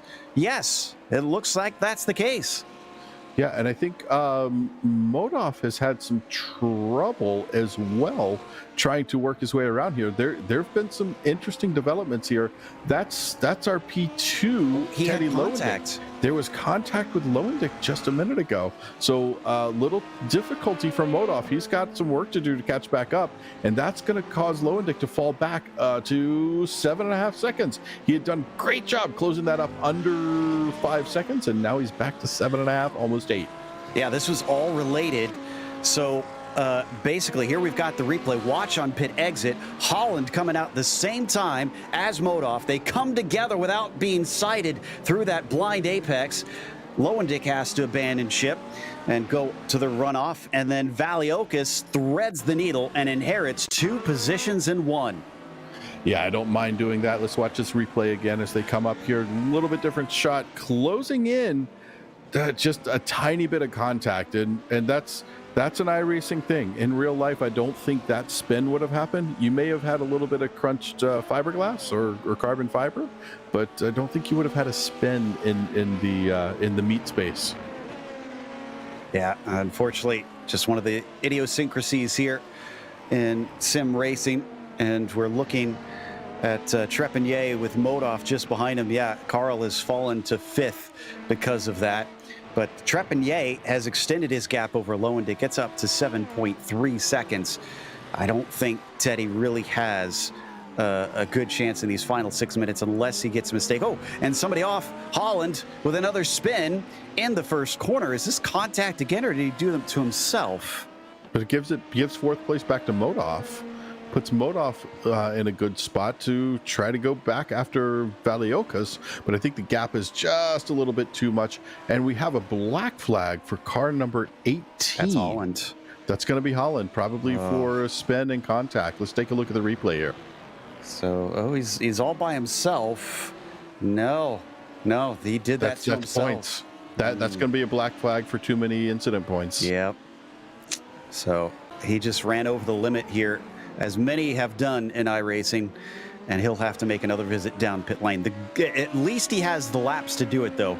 The worst thing could have been if that happened on the last lap and he had to just suck up a time penalty at the end of it.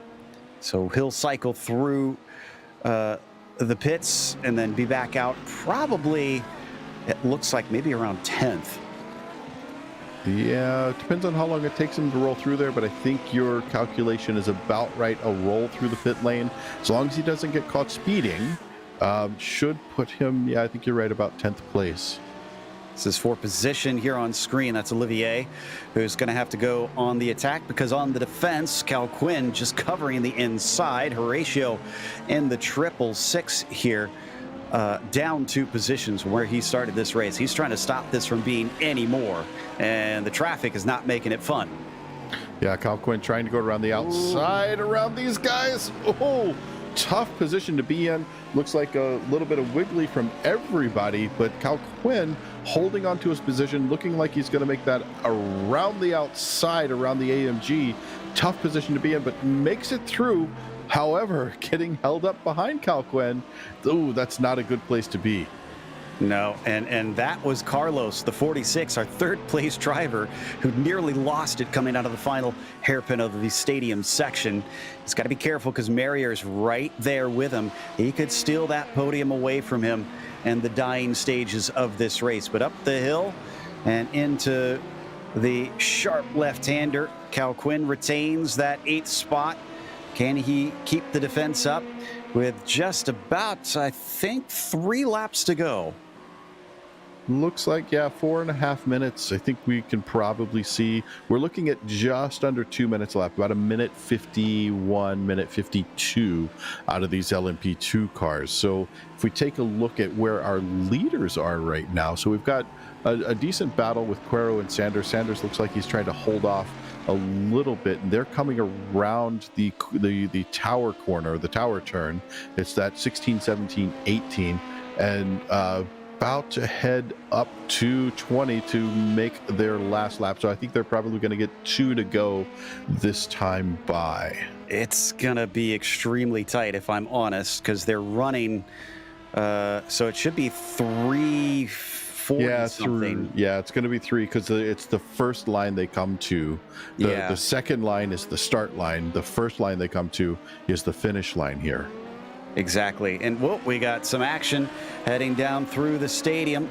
And that is Olivier past Cal Quinn. Yep, I think he got him. That's into 8th place for the 99 car. Not sure where he made it stick, but he did. Yeah, I'd love to see a replay on that one. That was a really good pass and a very common place to pass at this track. There are multiple lines you can take there as we go to the GSR, so you see replay. Cal Quinn trying to hold it a little bit too much on the inside on the entrance to 10 and couldn't move back over. So just slide right through. You've got the faster line, the more open corner, put the power down and get around. But Cal Quinn does not want to let that go. He is sticking right up under the tail there. Now what he needs to do, sit back, take a breath, and then go attack on the next lap. So will we have the 2 to go this time by? Because it's going to be within a second or so when they cross that line from what I watched last time through. And Mauricio Cuero, who's on screen, just coming out of that hairpin, looking at 1:51 is the marker. That's the fastest they've gone in this race. So that's assuming they can make that time as well. Down to 2 minutes here as they come out of the final 2 corners. His distance to Sanders is about 1.7 seconds, so he can't exactly give up too much time. And as he crosses around, yes, 2 to go this time by. Yeah, I think he pedaled it just a little bit, but not enough. I think they had the call would have to be made before he gets right to the line. You have to have the white flag ready and waving. So even if it were 1:51, 1:52, they would probably go ahead and make that second lap. But now Sanders really needs to turn it up. He is 2.5 seconds back.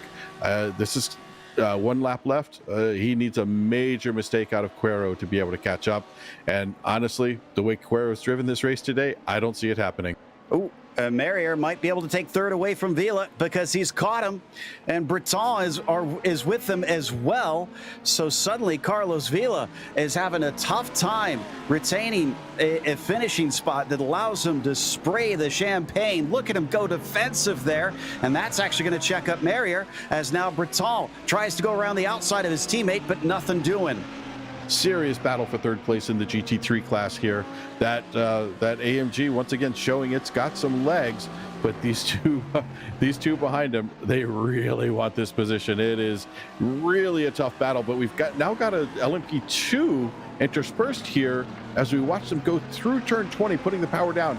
Can he keep this opened up, or is he going to get overtaken going down into turn 1? Tries to hold a little bit of a defensive position, going deep to the inside, has to hold it down there now as they go up into the braking zone.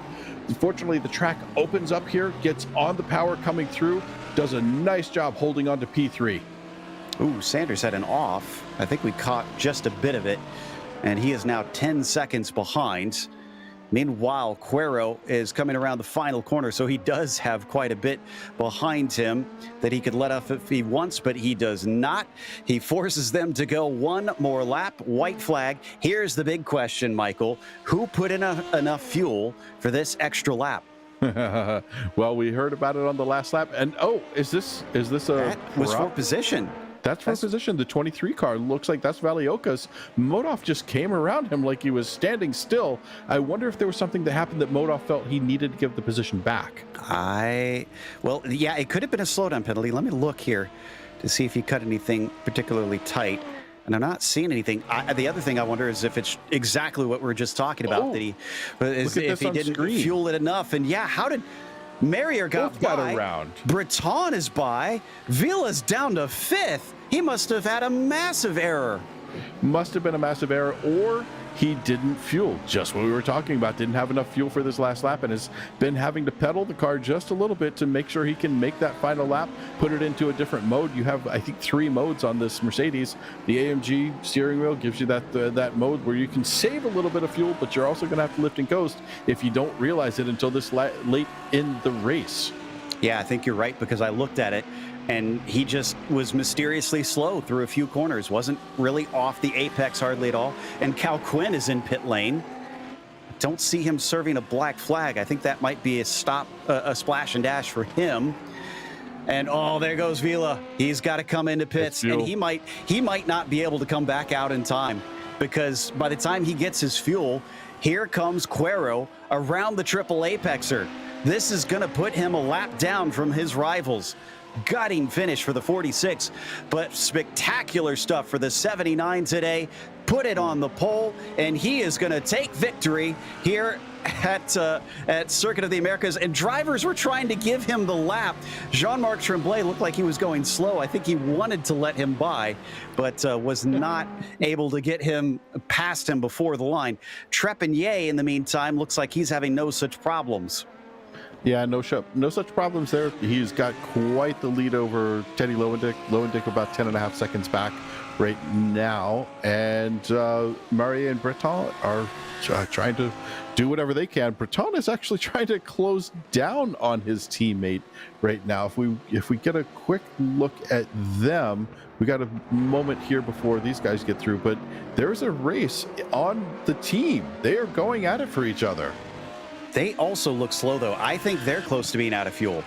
I think there are a lot of drivers that cut this one a little too tight, did not anticipate the number of laps here today. They do not look up to speed to me. That's definitely not. They're way slow. They're only did 100, 120 miles. You can go faster this in a B spec down here. So these guys have really fallen off pace. They're probably 6th gear, quarter throttle, just trying to pedal this thing around to make it to the finish. And making it to the finish is Vincent Trepanier. He managed to get the fuel right here today with the victory at Circuit of the Americas. Teddy Lowendick, is he okay on fuel? He's going to wind up about 10 seconds back, but he is going to get himself a podium.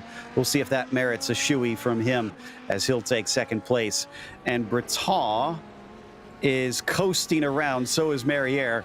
I think Alexander might be able to get to the finish here, but it is going to be very slowly. Yeah, Desjardins is closing in as quickly as he can. Is it going to happen, though, as we watch these guys come around? Oh, that splash and dash may have worked. Is this Vila coming in? Oh, no, he got into the side of him. Oh, no. And, well, he's going to try and slow and let the position back by, but Merrier, he's got a black flag. And was he? Oh, DQ'd. Sebastian Merrier just got DQ'd right at the finish. Oh, no. Must have been for the contact. He had that 17X. Yeah. Must have been. Well, we'll see if the stewards decide to let him claim that finish regardless. What a bizarre end to round 5. We're going to take a quick break. We'll come back with the unofficial results as well as driver interviews, so stick around. This is iRacing, the world's premier online racing game.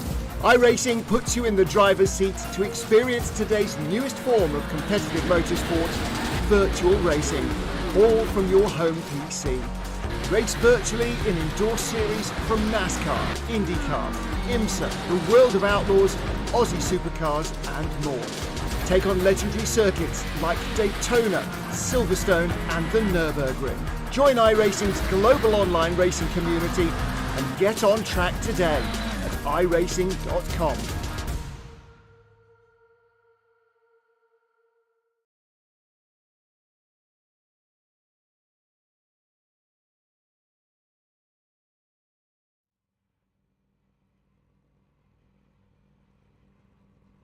Welcome back to COTA. We just watched round 5 of the Precision Racing League Multiclass Series. It's the GT3s and the LMP2s, with Mauricio Cuero taking the victory in the LMP2s by a pretty big distance, 21 seconds over Graham Sanders. A lot of drivers did not expect him to go an extra lap, but he did.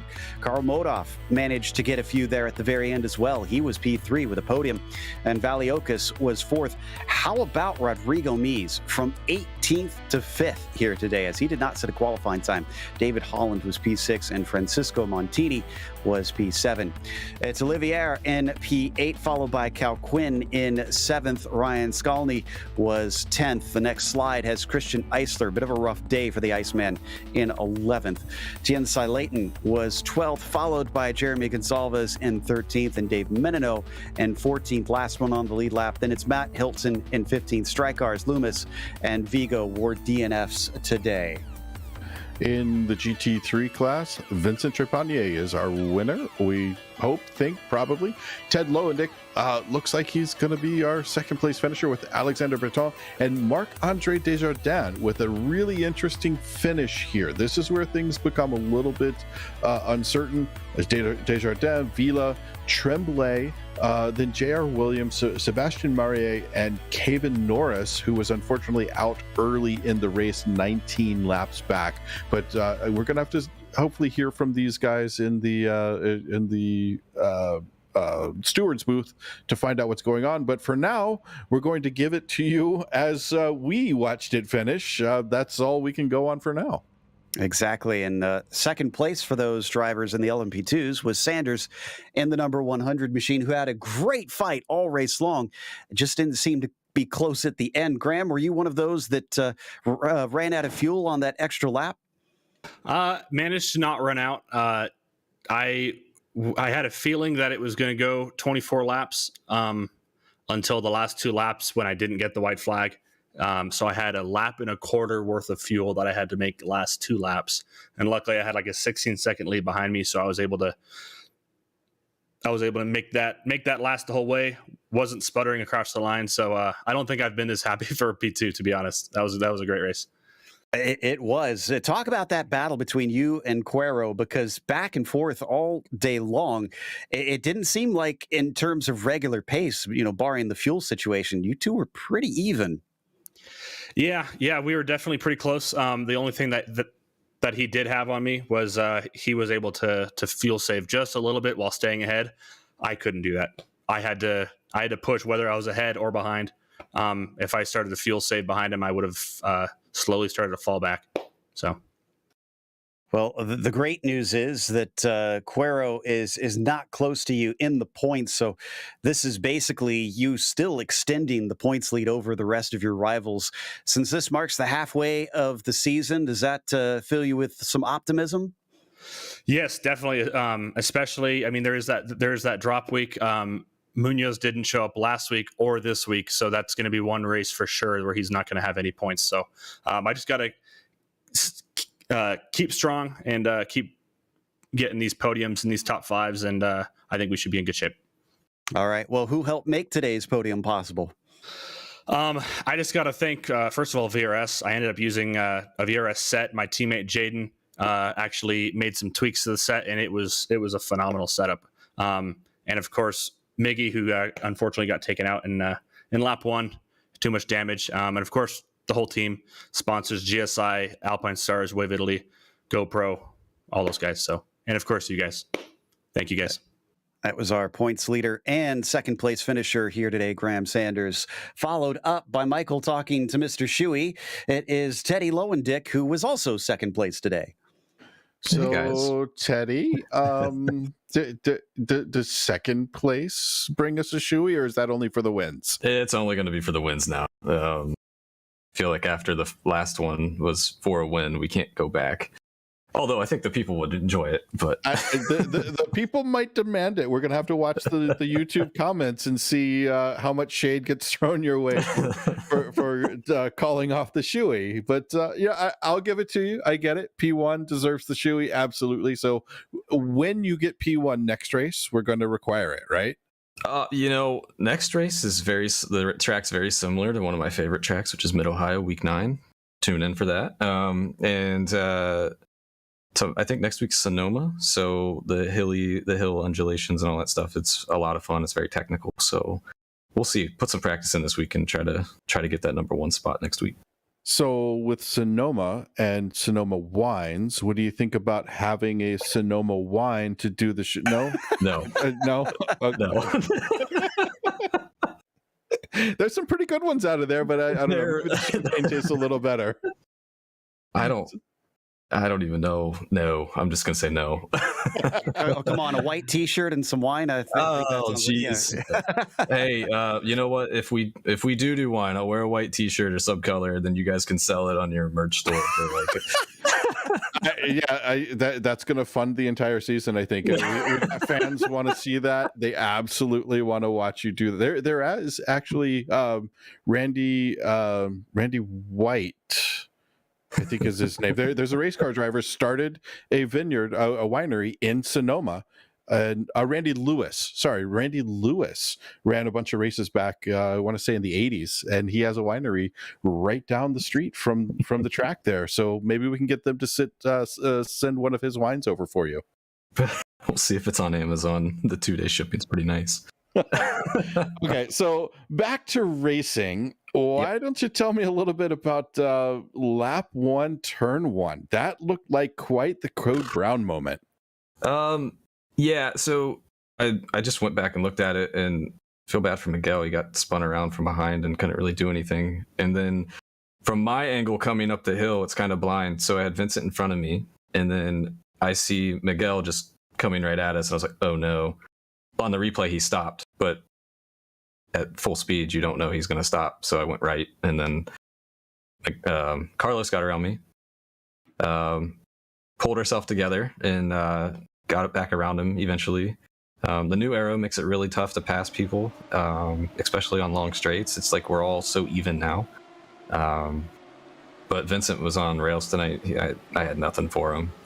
Even when we came out of the pits, I think I gained a couple seconds on him in the pits, and then I just couldn't keep up with him. So yeah, hats off to him. He had me all week too. I saw him in practice sessions and whatnot, and he was just a couple tenths faster the whole week. So congrats to Vincent. So with the Audi, are you comfortable with the car? Do you think it's a good car to stick with, or do you find it has places it's just not quite keeping up with the other cars and it has a disadvantage at certain tracks? It fits my driving style the best. So I tried the Porsche one season. We didn't get along very well. I think Joe might have commentated that season, and I was spun around a lot. So didn't go well. I've tried the Merc. Hats off to Carlos for driving that thing. I can't. And I haven't tried the Lambo, but they're very similar to the Audi. So I don't know.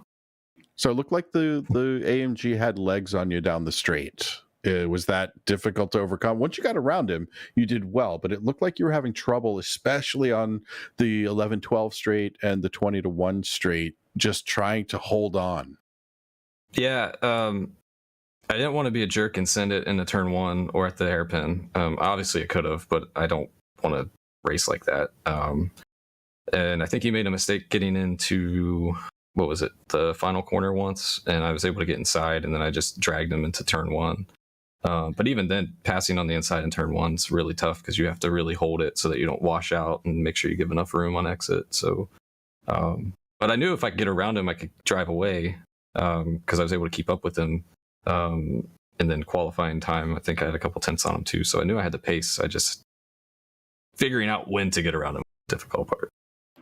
Very good, very good. So who do you have to thank for today's P2?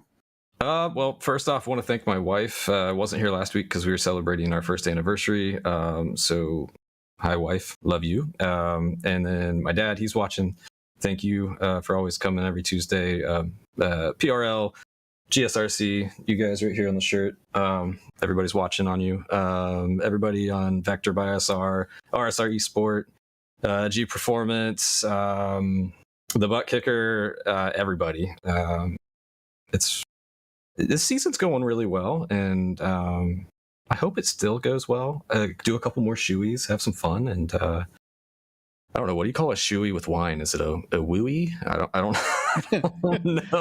I don't know. That sounds dirty. I don't think we'll call it that. A whiny? I don't know. No, that sounds bad. We'll just call it a shoey and work with that. But with that, I'm going to have to toss it back to Joe Peak. I think he may have your antagonizer for a little while there, Carlos Vila, ready for a few words. Yes, Carlos, unfortunately, only a fifth place, but man, what a crazy end of the race. You didn't have enough fuel. I was actually amazed you made it out before the leader actually came by the pit entry and ended it for you. But then when you got to the end, what happened there with the guys Breton and his teammate? Yeah, it was a kerfuffle, as they say. Unfortunately, we miscalculated. We miscalculated the fuel. Even Graham and the prototypes did as well. He was just able to kind of coast through. And I misjudged how far back Mauricio was, because I could have just waited for him to clear me before the start finish, and I would have finished there. But as I came around, I was behind the Jardis, I think it's Marc Andre, and his teammate, and I was catching him, and then all of a sudden his teammate ran out of fuel too.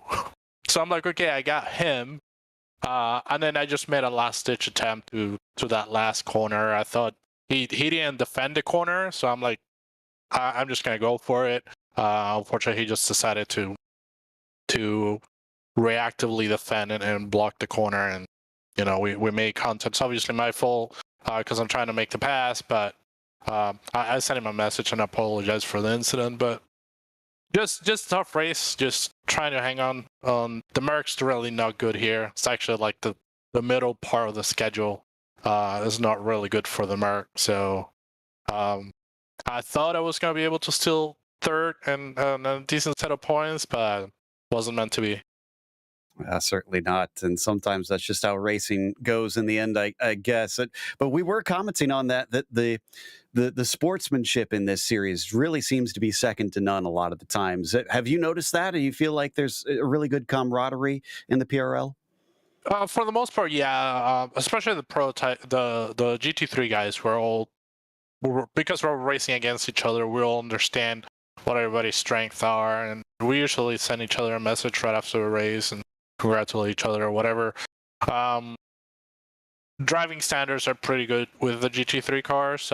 Prototypes, some of them are questionable. I don't know if it was seen on the broadcast, but I end up getting to two incidents with 4Xs that probably would have helped me a bit more towards the end. That's why I had to be a bit more gingerly at the end. But overall, it's definitely a good place to race.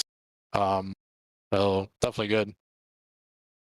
Well, we'll let you go then, and commiserations. It wasn't better, but still a top 5. Anybody you want to give a shout out to? Miguel and Graham for kind of putting this together for us and kind of participating in the rest of the Geo guys. And obviously our sponsors, GoPro, Alpine Stars, Omologato, and Wave Italy. They put a lot of hard work for us, as well as GSI. That was Carlos Vila, our fifth place finisher in the number 46 Mercedes. But that's going to wrap us up. And we want to give a big thank you to the sponsors of the series as well, which includes ASR. They design and build the sturdiest and most durable aluminum profile racing simulation cockpits available in the market today. Visit them at advancedsimracing.com. And RaceLab. It helps you to improve your driving skills. Start using it now for free at RaceLab.app. As well as ButtKicker. Feel what you've been missing at thebuttkicker.com. And finally, NinjaTrader. Visit NinjaTrader.com and get started with a risk-free trading simulator to start tracking your performance. Thanks to the companies that provide the software and hardware for our broadcast listed here on your screen, and additional thanks to June Lalonde, who provides our wonderful music. Go check out our Bandcamp if you want to hear more of her great work. Thanks to the team today, Michael, Zach, and Dougie. You can find more info about GSRC at globalsimracingchannel.com or through our social media. Also, check out our merchandise store, like we mentioned before. We have a link in the description below at gsrc.storenv.com. And don't forget to subscribe to the channel, too. That way you won't miss a moment, because next week, it's off to Barber Motorsports Park and Sonoma for each series, respectively. That'll be April 26th at 8:30 p.m. Eastern. We have upcoming races for other series listed on the screen, so check those out. Mark them down on your calendar. But until next time, race clean, race hard, and we'll see you on the track.